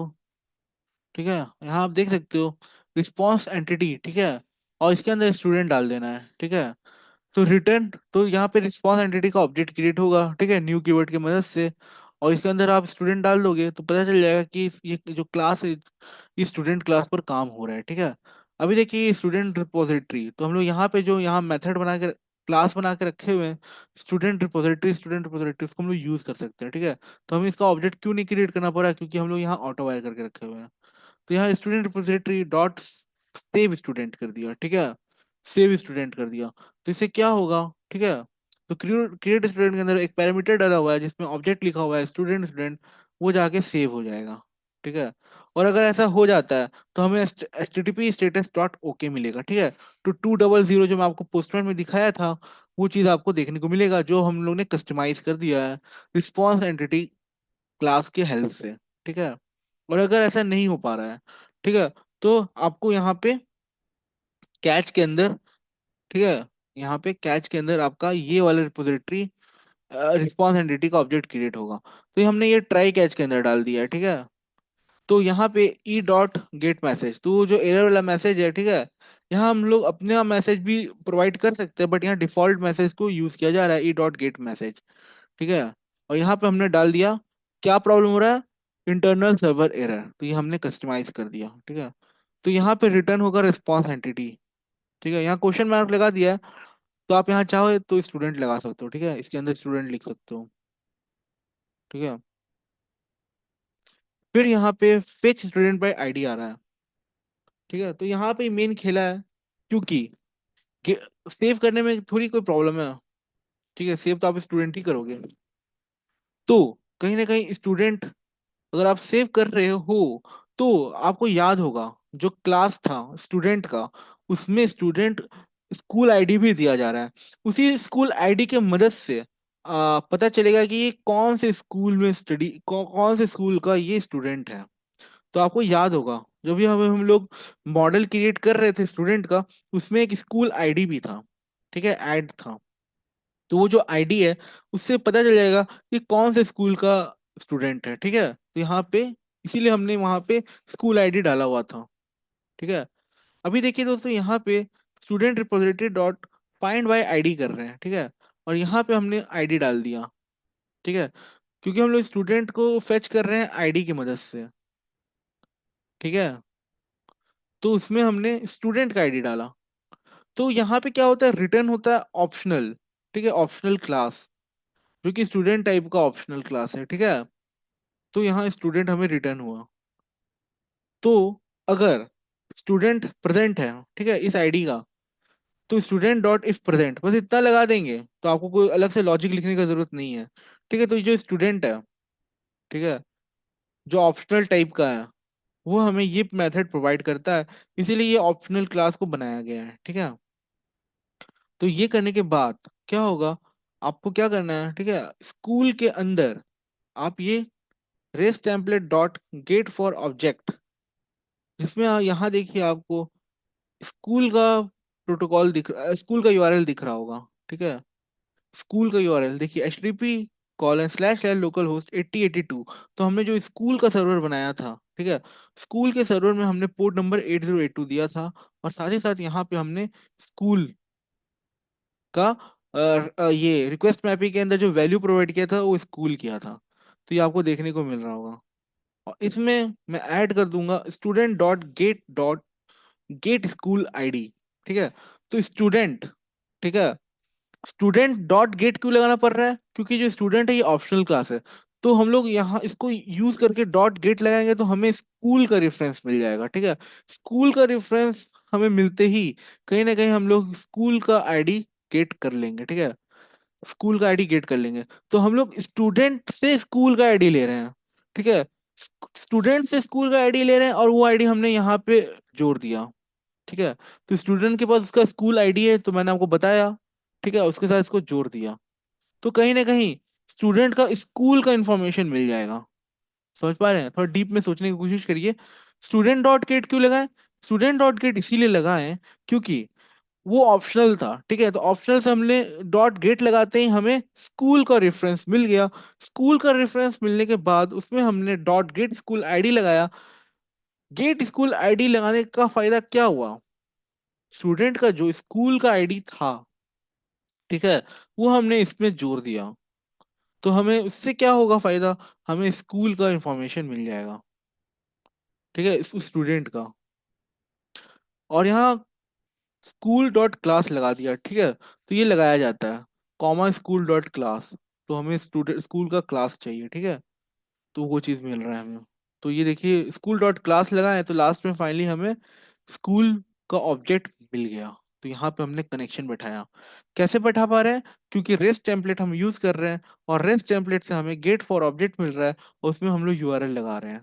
तो ये जो है काफी इंपॉर्टेंट, ठीक है, काफी इंपॉर्टेंट क्लास है हमारे लिए, क्योंकि इसके मदद से ही हम काम कर पा रहे हैं। ठीक है, हम इंटर हम कहीं ना कहीं दो माइक्रो सर्विस के बीच में कम्युनिकेशन कर पा रहे हैं।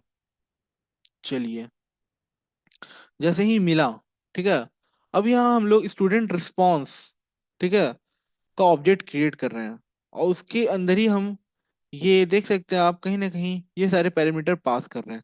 तो ये कंस्ट्रक्टर, तो आप यहाँ पे उप्स का कॉन्सेप्ट पढ़े होंगे। ठीक है, तो यहाँ सारा उप्स का कॉन्सेप्ट ही लग रहा है।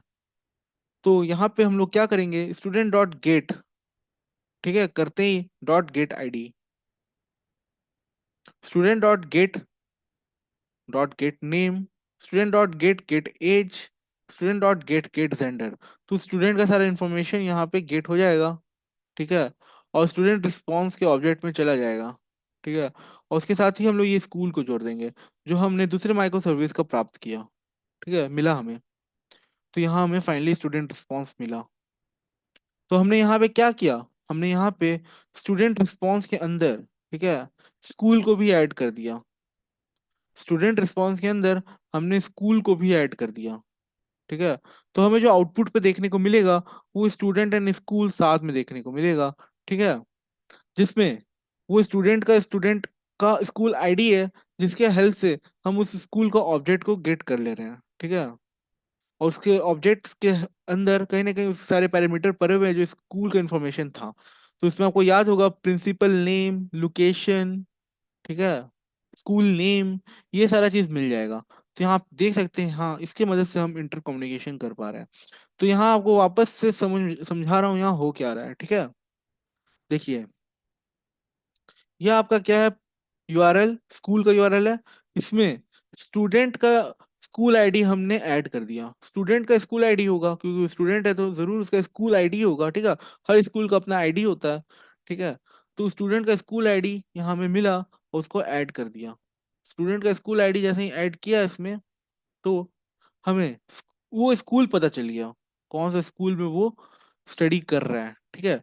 अभी स्टूडेंट रिस्पॉन्स में हमने क्या किया, उन दोनों पैरामीटर को, स्टूडेंट के पैरामीटर को और स्कूल के पैरामीटर को ऐड कर दिया।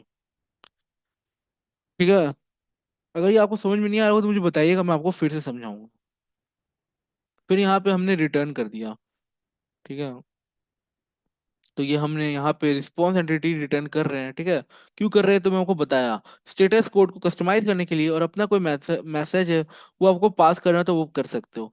देखिए यहाँ पे इसने ई डॉट गेट मैसेज का इस्तेमाल नहीं करके अपना एक कस्टमाइज मैसेज क्रिएट किया हुआ है। ठीक है। तो वो किया student response comma http status dot okay.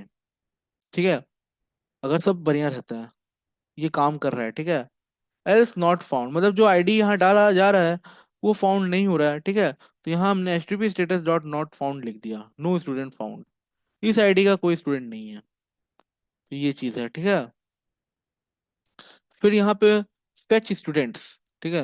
यहाँ सिंपली स्टूडेंट को फेच किया जा रहा है।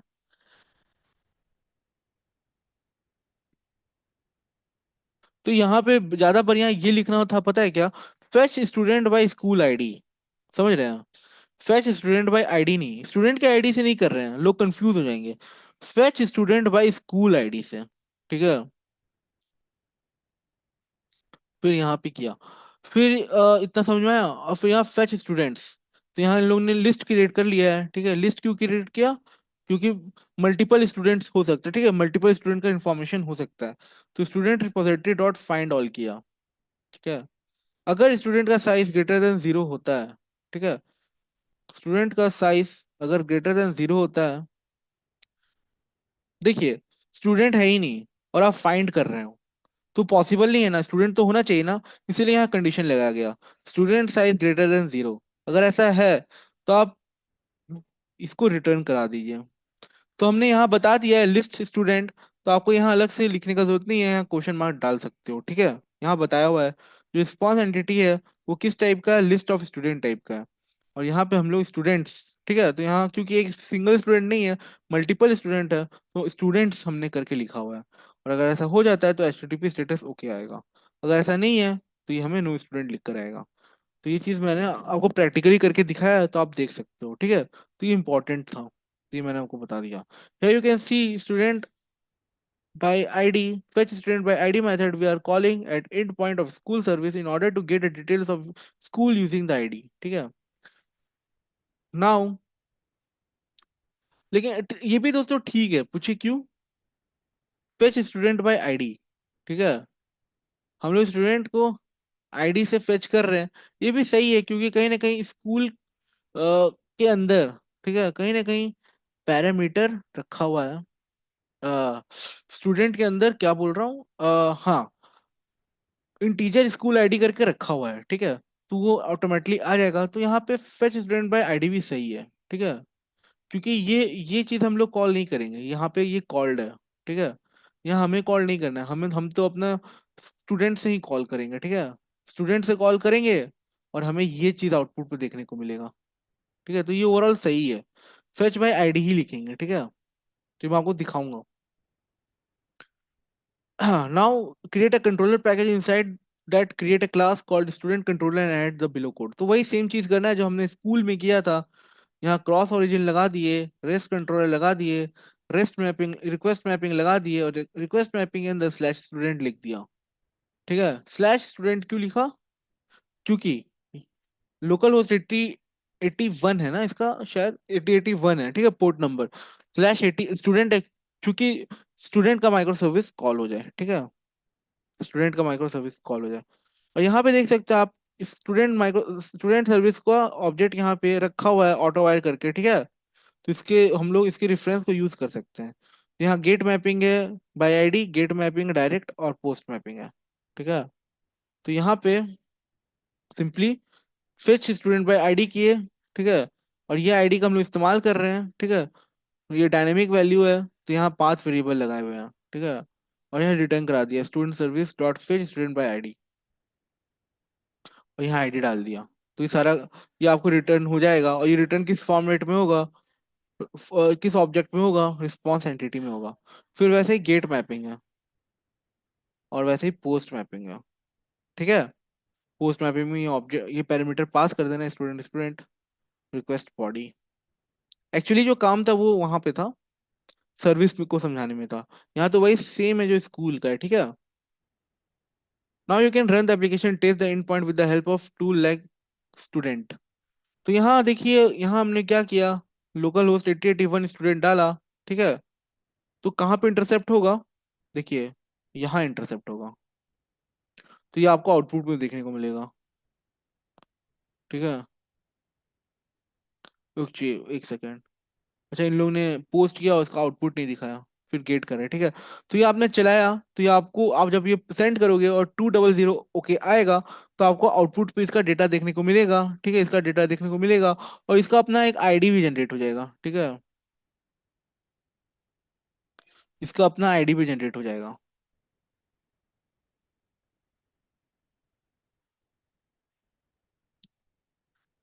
चलिए, तो ये बात समझ में आया।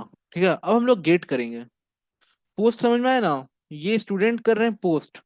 ठीक है, जिसमें हमने नेम डाला, एज डाला, जेंडर डाला, और स्कूल की आईडी डाल दी। ठीक है, स्कूल की आईडी डाल दी, और जो स्टूडेंट आईडी था वो ऑटोमेटिक जनरेट हो जाएगा। ठीक है, अब यहाँ देखिए क्या कर रहे हैं। तो ये हम लोग सारा काम 8081 पर कर रहे हैं। ठीक है, तो यहाँ देखिए 8081 गेट भी कर रहे हैं, तो 8081 पे कर रहे हैं।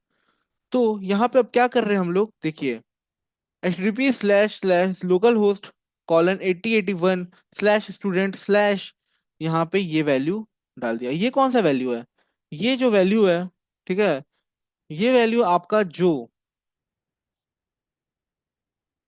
आईडी जो आप पोस्ट किए थे तो जनरेट हुआ था। ठीक है, क्योंकि ये ऐसा हो रहा है क्योंकि स्ट्रिंग में है, तो मोंगोडीबी का इस्तेमाल किया है, तो इन लोग ने स्ट्रिंग का इस्तेमाल करके जनरेट कर लिया है। ठीक है, बट हम लोग माई एसक्यूएल का इस्तेमाल करेंगे, तो वहां हम लोग आईडी इंट इंट में लिखेंगे। ठीक है, याद रखिएगा, इंट में रखेंगे। तो यहाँ पे क्या हुआ, यहाँ पे आपने क्या क्या पोस्ट किया, तो यहाँ पे आपको एक आईडी मिला होगा। ठीक है, सेंड किए होंगे, उसका आउटपुट यहाँ इन लोगों ने दिखाया ही नहीं है। ठीक है, उड़ा दिया है, कोई बात नहीं। तो जो आईडी जनरेट हुआ था वो ये आईडी हुआ था। ठीक है, तो स्टूडेंट और स्टूडेंट का आईडी ऐसे करके। ठीक है, तो देखिए क्या हुआ होगा, देखिए लोकल होस्ट 8081 स्टूडेंट, तो कंट्रोलर के पास आके यहाँ इंटरसेप्ट हुआ होगा। ठीक है, यहाँ पे इंटरसेप्ट हुआ होगा। ठीक है, और यहाँ पे जो आईडी है, ठीक है, देखिए यहाँ स्ट्रिंग है, वही मैं बोला स्ट्रिंग में ये हो रहा है। हम लोग यहाँ पे इंट इंट लिखेंगे। ठीक है, स्ट्रिंग नहीं लिखेंगे, इंट लिखेंगे, बट यहाँ पे लोग ने स्ट्रिंग लिया हुआ है। ठीक है, स्ट्रिंग आईडी, तो ये कौन सा आईडी है, ये वाला आईडी है जो यहाँ जनरेट हुआ है। ठीक है, यहाँ जनरेट हुआ है, गेट के स्लैश, देखिए local host 8081 slash student slash ये आईडी, तो यहाँ पे आया। ठीक है, और ये student service dot create student student, तो ये सर्विस क्लास के पास फेंक दिया। ठीक है, तो क्रिएट स्टूडेंट जो मेथड है उस पे ये ऑब्जेक्ट को डाल दिया, तो यहाँ आ गया सर्विस में। ठीक है, तो क्रिएट स्टूडेंट के पास आया, यहाँ आया। ठीक है, यहाँ आया। ओके, तो ये जाके सेव कर दिया। तो हम लोग सॉरी गेट कर रहे थे ना, गेट कर रहे थे सॉरी। तो यहाँ देखिए क्या हुआ, कंट्रोलर के पास आया और यहाँ पे पेज गेट कर रहे हैं, नॉट पोस्ट, ठीक है, गेट कर रहे हैं। तो ये आईडी यहाँ आया, ठीक है, स्ट्रिंग में, और फेच स्टूडेंट बाय आईडी। तो सर्विस के अंदर फेच बाय आईडी चला है, ये वाला चला है, फेच स्टूडेंट बाय आईडी, ये वाला मेथड चला है, ठीक है। जैसे ये चला, इसमें स्ट्रिंग आईडी भी है, ठीक है, स्ट्रिंग आईडी भी है। तो ये फाइंड बाय आईडी करेगा, वो स्टूडेंट को फाइंड करेगा, ठीक है, वो स्टूडेंट को फाइंड करेगा ये आईडी डाल के। तो उसको ये स्टूडेंट मिल जाएगा, ठीक है। स्टूडेंट रिपोजिटरी की मदद से हम लोग फाइंड कर दिए, ठीक है, स्टूडेंट को उस आईडी का, उस आईडी का स्टूडेंट फेच करते ही, ठीक है, हमें ऑप्शनल ऑब्जेक्ट मिल रहा है स्टूडेंट टाइप का। और उससे हम लोग अगर वो स्टूडेंट प्रेजेंट है, तो चूंकि हम लोग अगर वैलिड आईडी डाल रहे हैं तो वो प्रेजेंट होगा, ठीक है। अगर वो प्रेजेंट है, ठीक है, तो फिर उसके बाद ये स्टेटमेंट चलेगा, ठीक है, वो स्टूडेंट का, ठीक है। यहाँ पे देखिए, ये लोकल होस्ट 8082 स्कूल है, और इसमें plus student dot gate school ID. तो वहां से हमें स्टूडेंट का स्कूल आईडी मिल जाएगा, ठीक है। तो यहाँ आप देख सकते हैं, यहाँ आप देख सकते हैं, जब हम लोग यहाँ पे पोस्ट कर रहे थे स्टूडेंट को, तो यहाँ पे कहीं ना कहीं स्कूल आईडी भी आपका डाला गया था, ठीक है। तो स्कूल आईडी 1 जो डला हुआ है, वो यहाँ पे वो गेट कर लेगा, ठीक है, गेट कर लेगा, यहाँ पे गेट कर लेगा, ठीक है, स्कूल आईडी जैसे ही मिला उसके साथ ऐड कर लेगा, ठीक है, इसको ऐड कर लेगा, और उसको पता चलेगा कौन सा स्कूल का क्लास है, वो इसको यहाँ पे रिटर्न कर देगा स्कूल स्कूल में। तो स्टूडेंट का स्कूल हमें पता चल गया, और उसको हम लोग क्या करेंगे, स्टूडेंट रिस्पॉन्स के ऑब्जेक्ट में उसके पैरामीटर के साथ सेट कर देंगे, ठीक है। और उसके स्टूडेंट रिस्पॉन्स के पैरामीटर के अंदर कौन कौन सा था, तो ये सारा डेटा था, और साथ ही साथ स्कूल भी ऐड हो गया। तो इसीलिए हमें आउटपुट पे जब हम लोग गेट कर रहे हैं स्टूडेंट आईडी के हेल्प से, ठीक है, स्टूडेंट आईडी के हेल्प से, ये स्टूडेंट का आईडी है स्ट्रिंग में, ठीक है, हम लोग जो बनाएंगे, अगर माई स्क्वेल हम लोग ऐड कर रहे हैं तो वहाँ इंटीजर होगा, ठीक है। तो यहाँ पे क्या हुआ, हमें स्टूडेंट का आईडी तो मिला ही मिला, ठीक है, स्टूडेंट का नेम भी मिला, स्टूडेंट का एज भी मिला, उसके जेंडर भी मिले, और साथ ही साथ हमें स्कूल का भी इंफॉर्मेशन मिल गया, क्योंकि यहाँ पे स्टूडेंट रिस्पॉन्स रिटर्न हो रहा है, ठीक है। रिस्पॉन्स एंटिटी के अंदर हमने स्टूडेंट रिस्पॉन्स रिटर्न कराया। तो यहाँ पे आप देख सकते हो, यहाँ स्कूल का भी उसका आईडी मिल गया। जैसे आप यहाँ देख सकते हो, आईडी मिल रहा है, नेम मिल रहा है, एज मिल रहा है, और इस स्टूडेंट का आईडी 1 था जो स्कूल का था, तो स्कूल आईडी 1 का हम भी हमें यहाँ पे पैरामीटर मिल रहा है। तो यहाँ आप देख सकते हो, ये कहाँ अलग से स्कूल का था, कहाँ अलग से स्टूडेंट था, बट यहाँ पे कहीं ना कहीं कनेक्शन बन गया है। तो यहाँ पे आप कनेक्शन देख सकते हो, ठीक है। तो काफी इंटरेस्टिंग है माइक्रो सर्विस, अगर आप अपने से करोगे तो आपको मजा भी आएगा। Right now we are already created our two services. Now we need to create the service registry. तो अब हम लोग ने अपना माइक्रो सर्विस को क्रिएट कर दिया है, बट अब हमें दो और सर्वर बनाना पड़ेगा, एपीआई गेटवे और सर्विस रजिस्ट्री, ठीक है। तो चलिए, इतना आपको समझ में आया होगा अभी तक जो मैं आपको बताया, ठीक है। यहाँ हमने स्कूल सर्विस और स्टूडेंट सर्विस बनाया, और कहीं ना कहीं कनेक्शन भी कर दिया है, ठीक है। What is service registry? Service registry is a central repository in a microservice architecture that acts as a source of truth for the location and status of each microservice. Service registry helps microservices to discover each other and communicate with each other by providing a central place where service can register themselves and look up information about other services. ठीक है? The need for the service registry in a microservice architecture arises due to एक second.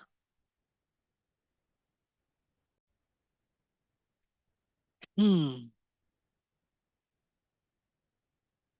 तो यहाँ पे दोस्तों हम लोग बात कर रहे थे सर्विस रजिस्ट्री की, ठीक है। यहाँ ये सब पॉइंट को आप नोट कर सकते हो, ठीक है। Source of truth of location और status of each micro service, ठीक है। माइक्रो सर्विस की मदद करता है किस चीज में, communicate with each other by providing a central place with services can register themselves and look up information about other services. The need of the service registry in a microservice architecture arises due to the following reason. तो यहाँ पे सारी reasons लिखे हुए हैं क्यों हमें service registry की जरूरत पड़ती है. Dynamic nature of micro services, load balancy, balancing, service discovery, monitoring and management, ये सारी नीड होते हैं। Micro services can come and go dynamically, for example due to scaling, upgrades, failures. ठीक है। कोई सर्विस में गड़बड़ी आ रहा है, ठीक है, तो चूंकि इंडिपेंडेंट है तो उसी माइक्रो सर्विस में वो प्रॉब्लम आएगा, ठीक है, चूंकि इंडिपेंडेंट है। ठीक है। और कहीं ना कहीं ये सारा डिटेल्स, ये सारा इंफॉर्मेशन सर्विस रजिस्ट्री के पास पहले से ही रहता है। यहाँ पे लिखा भी है, उनके पास सब कुछ, सारा स्टेटस है हर माइक्रो सर्विस का। ठीक है। जैसे कि यहाँ पे लिखा है, micro service come can come and go dynamically, ठीक है, ड्यू टू स्केलिंग, अपग्रेड्स और फेलियर्स। ठीक है। तो यहाँ ये फायदा मिल रहा है। Service registry keep track of this changing landscape and provides up to date information about the availability of ये सर्विस। मान लीजिए टोटल 4 सर्विस है और एक सर्विस में कहीं ना कहीं फेलियर आ गया, ठीक है, तो सर्विस अभी यूज में है नहीं, तो वो सारा इंफॉर्मेशन आपको सर्विस रजिस्ट्री के थ्रू मिल जाएगा। ठीक है। तो ये भी एक फायदा है। यहाँ लिखा है, service registry keep track of changing landscape and provide up to date information about the availability of, है कि नहीं, सर्विस अवेलेबल है कि नहीं, इसका इंफॉर्मेशन आपको मिल जाएगा। ठीक है। इसीलिए लिखा है dynamic nature of micro services. अभी पुराने में क्या होता था कि एक सिंगल प्रोजेक्ट है, मल्टीपल मॉड्यूल है, एक में गड़बड़ी आया सारा गड़बड़ हो गया, ठीक है, वो प्रोजेक्ट ही नहीं डिप्लॉय हो पा रहा है, रन हो पा रहा है। बट यहाँ पे ऐसा प्रॉब्लम नहीं है। ठीक है। फिर आता है load balancing. Service registry provide information about the current load of each microservice instance and can be used by a load balancer to distribute requests to the least loaded instance. हम्म, तो यहाँ हमें लोड बैलेंसिंग की जरूरत पड़ती है। ठीक है। जहाँ पे सर्विस रजिस्ट्री हमें इंफॉर्मेशन प्रोवाइड करता है, ठीक है, current load of E service instance, her load, her current load का, मतलब हर माइक्रो सर्विसेज का, ठीक है, कैसा लोड है, ठीक है, मतलब कि हर माइक्रो सर्विस इंस्टेंस का करेंट लोड कितना है, ठीक है, वो हमें सर्विस रजिस्ट्री प्रोवाइड करता है and can be used by a load balancer to distribute request to the least loaded instance. और लोड बैलेंसर, ठीक है, कहीं ना कहीं यूज करता है जो भी रिक्वेस्ट डिस्ट्रीब्यूटेड है लीस्ट लोड इंस्टेंस में। ठीक है। फिर आ जाता है आपका service discovery. Service registry help micro service to discover each other, enables them to communicate with each other. This is important in the microservice architecture where services are decoupled and loosely coupled. ठीक है।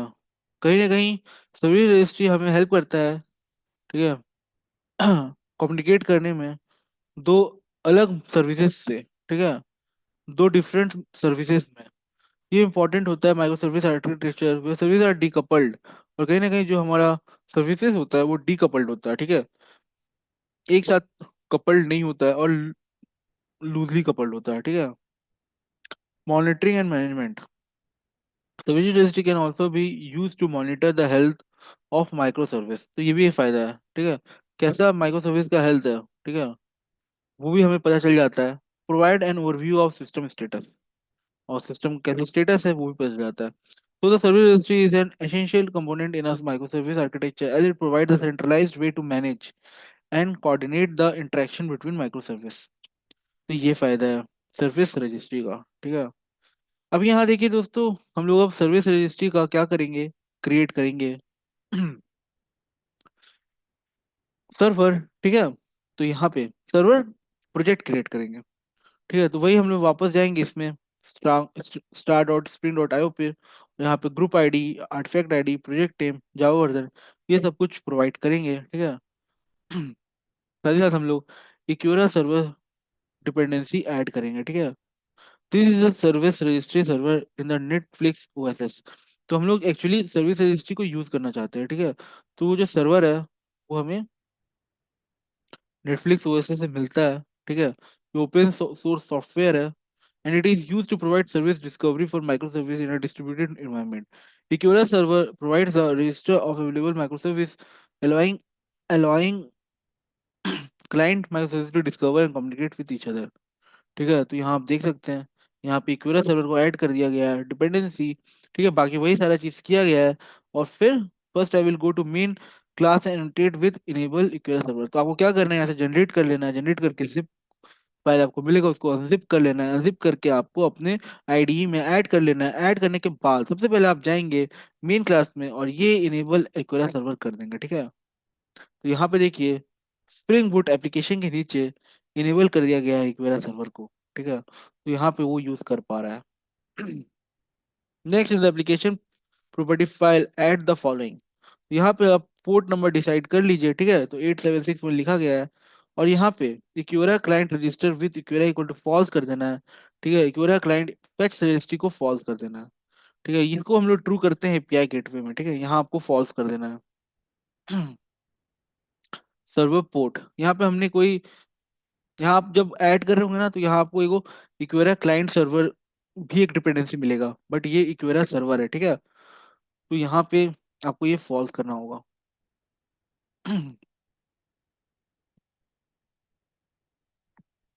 तो यहाँ पे कोई client register नहीं हो रहा है। ठीक है, क्लाइंट साइड से एपीआई बात करेगा एपीआई गेट पे, तो वहाँ पे लोग ट्रू करेंगे। Server port. This property states the port on which the Aquila server will run. In this case, the server will be run on port 3761. यहाँ पे ये सेट है। फिर यहाँ बताया है, देखिए this property indicates whether this instance should register with Aquila server as a service. In this case, the value is said to be false, which means that the instance is not registered with the Aquila server. तो यहाँ एक और है इक्वेरा dot client dot fetch registry. This property indicates whether this instance should fetch the registry information from the इक्वेरा server. In this case, the value is set to false, which means that the instance will not fetch the registry information from the Equira server. ठीक है। Now go again to pom.xml of both student service and school service and do the following change। तो दोस्तों ये मैंने भी किया हुआ है। ठीक है, तो अब मेरे प्रैक्टिकल वाले क्लास में जो micro service using spring boot करवाया हुआ हूँ, उसमें मैंने ये किया हुआ है। ठीक है, तो आप भी, आपको आके चेंज करना होगा। यहाँ पे स्प्रिंग क्लाउड वर्जन 202 ऐसे करके ऐड करना पड़ेगा। ठीक है, इसको उठाइए और ऐड कर दीजिए। बट ये रन नहीं होगा। ठीक है, क्योंकि अपडेट हो गया है। तो मैं जो वर्जन लिया हुआ हूँ वो लेना है। ठीक है, तो मैंने जो वर्जन लिया था वो 2023 करके कुछ समथिंग था। ठीक है, तो आपको यहाँ लेटेस्ट वर्जन लेना है, तो मेरे वीडियो में जाके एक बार चेक कर लीजिएगा कौन सा वर्जन मैंने लिया है। ठीक है, वो आपको यहाँ प्रॉपर्टीज में जाके ऐड करना होगा। स्टूडेंट माइक्रो सर्विस और स्कूल माइक्रो सर्विस दोनों में जाके करना होगा। ठीक है, फिर यहाँ डिपेंडेंसी में आपको ये वाले ऐड करनी पड़ेगी। ठीक है, ये ऐड कर देना है। और फिर डिपेंडेंसी मैनेजमेंट में जाके ये वाली डिपेंडेंसी को ऐड कर देना है। ठीक है, तो ये पूरा उठा के आप रख दीजिएगा और इसमें पूरा उठा के रख दीजिएगा। उसको दोनों को करने के बाद आपका कुछ इस तरीके से दिखेगा। ठीक है, डिपेंडेंसी मैनेजमेंट यहाँ रख दिया और ये वाली डिपेंडेंसी रख दी स्प्रिंग क्लाउड स्टार्टर नेटफ्लिक्स इक्वेरा क्लाइंट। और यहाँ पे जावा वर्जन के साथ आपने स्प्रिंग क्लाउड वर्जन भी ऐड कर दिया। ठीक है, तो इतना कर लेना है दोनों में, स्टूडेंट और स्कूल दोनों में। फिर आपको स्कूल सर्विस देखने को मिलेगा, वही सेम चीज़ है। यहाँ पे आपने ऐड कर दिया, ठीक है, लिखा है इन स्कूल सर्विस, तो वही सेम चीज़ करना है। डिपेंडेंसी मैनेजमेंट ऐड कर दी। ठीक है, ये डिपेंडेंसी ऐड कर दिया। और आपको, ठीक है, इतना करने के बाद यहाँ पे वर्जन भी ऐड करना होगा स्प्रिंग क्लाउड का। तो ये वर्जन अभी नहीं चलेगा, आपको फॉल्स आ जाएगा, फिर वर्जन चेंज कर लीजिएगा। चेक कर लीजिएगा कौन सा वर्जन अभी लेटेस्ट है। ठीक है, now we need to configure then this service can connect to इक्वेरा server. For that first go to the school service application property, do the following change. अब हम लोग को स्कूल सर्विस पर आना है और ये इसमें कुछ चेंजेस करना है।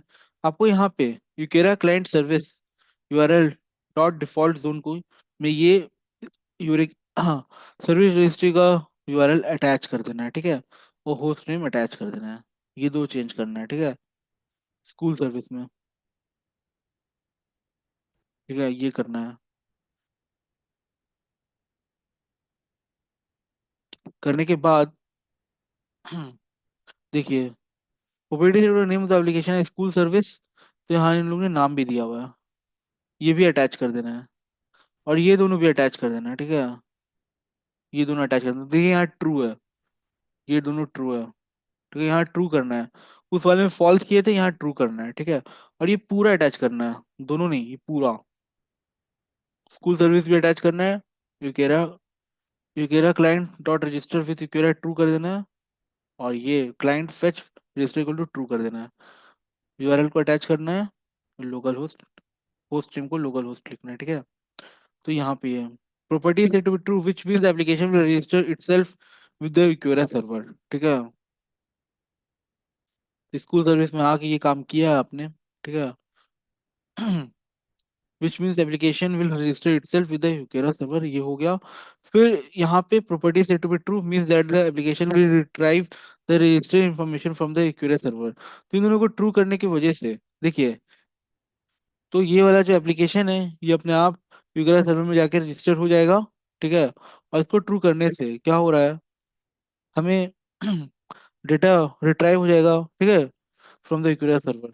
डेटा रिट्राइव हो जाएगा रजिस्ट्री इन्फॉर्मेशन का फ्रॉम द यूकेरा सर्वर, तो यहाँ लिखा है meaning that the application will retrieve the registry information from the यूकेरा सर्वर, तो यहाँ पे ट्रू कर देना है। फिर यहाँ पे property set the URL of the यूकेरा सर्वर, तो यहाँ पे हमने ये बता दिया। फिर property set to the host name of the instance to the local host, तो ये हमने कर दिया। This communication allows the application to register itself with the यूकेरा server and retrieve the registry information from the server so that the other service can discover and communicate with it. I guess now you have the clear idea. Now do the same thing for the student service. Student service में भी आके ये सब कुछ add कर देना है, ठीक है। ये सब कुछ ऐड कर देना है। यहाँ नेम लिख देना है स्टूडेंट सर्विस, अगर पहले से लिखा होगा तो मत लिखिएगा, यही सेम चीज लिख के आया होगा, ठीक है। स्टूडेंट सर्विस एप्लीकेशन नेम, दोनों को ट्रू कर देना है। यूआरएल लगा दिए, लोकल होस्ट रखा। Okay, all set now. Start the service registry and open your web browser, go to the local host इतना, you should able to a page like below. तो यहाँ to see page like below होगा, you should able to see page like below. तो यहाँ पे दोस्तों क्या हो रहा है ना, चूंकि कहीं ना कहीं इस सर्वर के साथ कनेक्शन बैठा दिया गया है इंटरनली, जो आपका स्टूडेंट सर्विस है, स्कूल सर्विस है, वो रन हो जाएगा, ठीक है। आपको बस यहाँ पे आना है सर्विस रजिस्ट्री पर, और यहाँ पे आपको एप्लीकेशन को रन कर देना है सर्विस रजिस्ट्री का, तो आपको ये पेज देखने को मिलेगा, ठीक है। ये पेज देखने को मिलेगा। देखिए, currently you can't see the any application registered with the server. So after changing the application property, you have to restart both student and school service. तो यहाँ पे बोल रहा है, ठीक है, आपको पहले आके रीस्टार्ट करना होगा स्टूडेंट और school service, then again refresh the browser, then you will be able to see student service and school service. तो जो मैं अभी बोला वो गलत है, ठीक है। आपको आके स्टूडेंट और स्कूल को जाके रिफ्रेश मारना पड़ेगा, ठीक है। रिफ्रेश मारने के बाद आपको यहाँ पे आके ब्राउजर को सॉरी रिफ्रेश नहीं, रन करना पड़ेगा स्टूडेंट सर्विस और स्कूल सर्विस को। रन कर दिया उसके बाद आपको यहाँ पे आना है, ब्राउजर पे आके रिफ्रेश करना है, then you will be able to see student service school service under instance currently registered with यूकेरा। तो यहाँ देखिए दोस्तों, आप देख सकते हैं हमारा एप्लीकेशन रजिस्टर हो चुका है, स्कूल सर्विस स्टूडेंट सर्विस, ठीक है, अवेलेबल। सारा डेटा यहाँ पे आपको मिला हुआ रहेगा, ठीक है, सारा डेटा यहाँ पे आपको मिला हुआ रहेगा। Right. If you can remember in the student, I have called a school service with the help of this. Consider that array. Consider that we can we have multiple instances of the service, and those service work on different port or different URL. Then it should be difficult to set the correct URL information. So in our case, instead of giving localhost 8082, we are giving the application name as you can see below. Advantage, if we do not have to worry about host name or the port number, we can give the हाँ। तो दोस्तों यहाँ पे जैसे आप local host लिख रहे थे 8082 के लिए, स्कूल्स के लिए, ठीक है, स्कूल सर्विस के लिए, तो यहाँ आप लोकल होस्ट को हटा के अब यहाँ पे देखिए केरा के अंदर जो नाम लिखा हुआ है स्कूल सर्विस, उसको उठा के यहाँ रख देना है लोकल होस्ट की जगह, ठीक है। क्योंकि मल्टीपल सर्विसेज होंगे तो कितना सारा यूआरएल आपको याद रहेगा, बहुत कम, ठीक है। तो यूआरएल याद नहीं रहेगा, उसकी जगह आपको क्या करना है, लोकल होस्ट के जगह आपको उसका नाम रख देना, जिससे आप आइडेंटिफाई कर पाओगे कि ये क्या चीज का यूआरएल है, ठीक है। पोर्ट नंबर हमेशा याद नहीं रहता है। तो यहाँ ये देखिए, ये वाला जो सर्विस था उस पर हम लोग बना, जो ये स्टूडेंट का सर्विस था, और यहाँ पे कहीं ना कहीं हम लोग रेस्ट टेम्पलेट के हेल्प से, ठीक है, दोनों में कनेक्शन बैठा रहे थे, तो यहाँ लोकल होस्ट 8082 को हटा के स्कूल सर्विस लिख दिया गया है। वही यहाँ पे बताया जा रहा है, ठीक है। Uses the application name instead of the host name and port number, provide a more flexible and scalable approach to service discovery and make it easier to manage your microservice architecture. Test the endpoint again with Postman and check the result. We connected to service history and now we want load balancer the request. Go to the student main class and annotate the REST template with load balance annotation. तो यहाँ पे यहाँ पे आपको साथ में load balance भी add कर देना है annotation, ठीक है। As in this example, the REST template instance is generated with the at the load balance, which means it will use a load balancing algorithm to distribute requests to multiple instances of the service. To use the REST template instance for making RESTful web service call, you can simply autovire it into the your component class and use it as needed. Note that in order for the load balance annotation it be effective, you must also have a load balancer service running, such as Netflix Ukera. In your microservice architecture, the load balancer will be responsible for distributing the request to the available instance of a service. ठीक है, कहीं ना कहीं load balancer responsible होता है request distribute करने का available instance of service. अब जैसे सर्विस अवेलेबल ही नहीं है, ठीक है, तो लोड बैलेंसर डिसाइड करेगा कि उसको भेजना है कि नहीं भेजना है, ठीक है। और यहाँ पे आपको नेटफ्लिक्स यूकेरा चाहिए, ठीक है, मतलब वही यूकेरा सर्वर आपको चाहिए लोड बैलेंस को यूज करने के लिए, ठीक है। तो आपके स्टार्ट होना चाहिए। Now let go to the last part of this long article. Creating API gateway. What is gateway? API gateway. API gateway is the intermediary that sits between our microservice and the client application that consume them. It acts as a single entry point for API request, providing a unified interface for your microservice and simplifying the client-side architecture. The use of API gateway provides several benefits. Routing the API gateway can route request to the appropriate microservice. तो यहाँ पे दोस्तों देखिए, API gateway का बताया जा रहा है डेफिनेशन, तो मैं आपको ये बता के रखा हुआ हूँ, ठीक है। The use of API gateway several benefit, routing में बेनिफिट होता है, लोड बैलेंसिंग में होता है, कैचिंग में होता है, सिक्योरिटी में होता है, मॉनिटरिंग में होता है, ठीक है।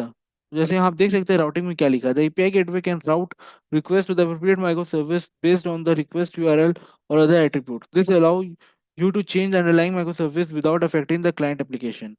Load balancing. The API gateway can perform load balancing, distributing incoming requests across multiple instances of a microservice. ठीक है, incoming request across multiple instances of a microservice. This help to improve the reliability and availability of the microservice. ठीक है। Caching. The API gateway can catch frequently requested data to reduce the load of the microservice.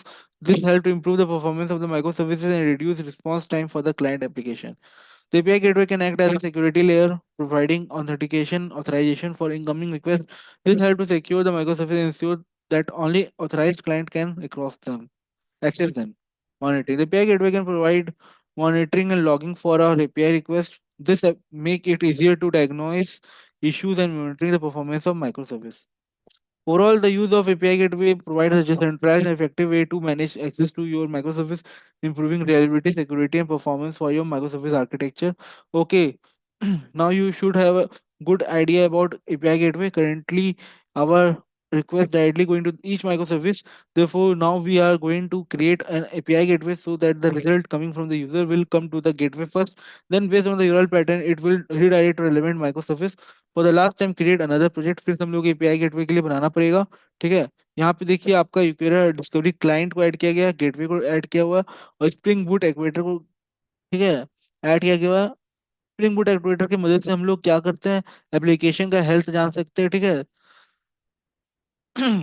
तो उसको add कर दिया गया है, ठीक है? अब गेटवे को भी ऐड कर दिया गया है,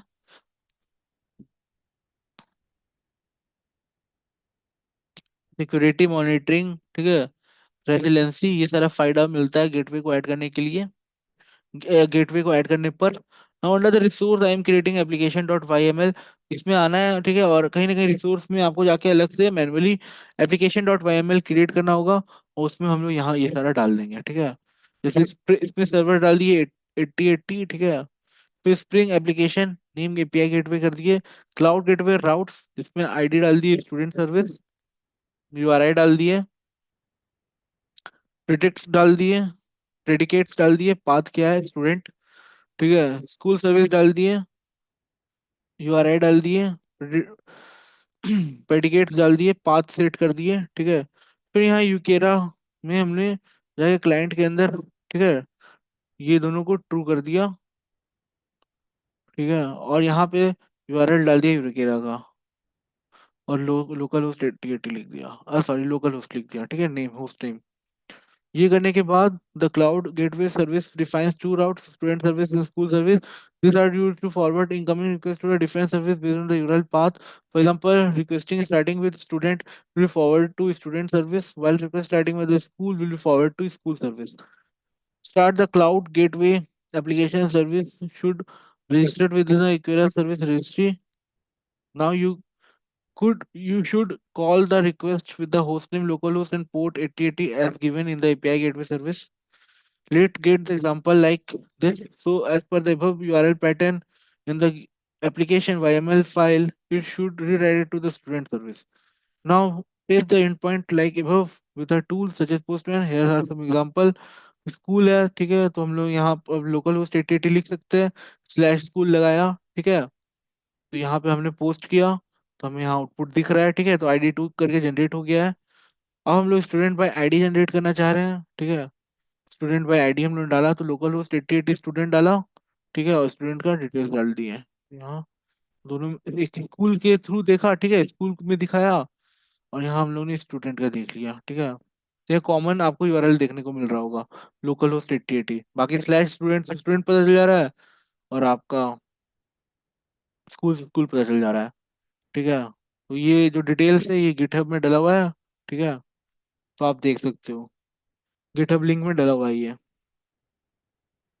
सिंपली आप क्लिक करोगे तो आपको सारा यहाँ से डेटा मिल जाएगा, ठीक है। तो ये था, इन लोगों ने काफी बढ़िया तरीके से रखा था, इसलिए सोचा मैं यहाँ से पढ़ा देता हूँ, ठीक है। तो अगर आपको डाउट होगा तो एक बार आप देख लीजिएगा, ठीक है। चलिए, तो आज का लेक्चर इतना ही रखते हैं, अगले वीडियो में फिर मिलेंगे, तब तक के लिए बाय बाय।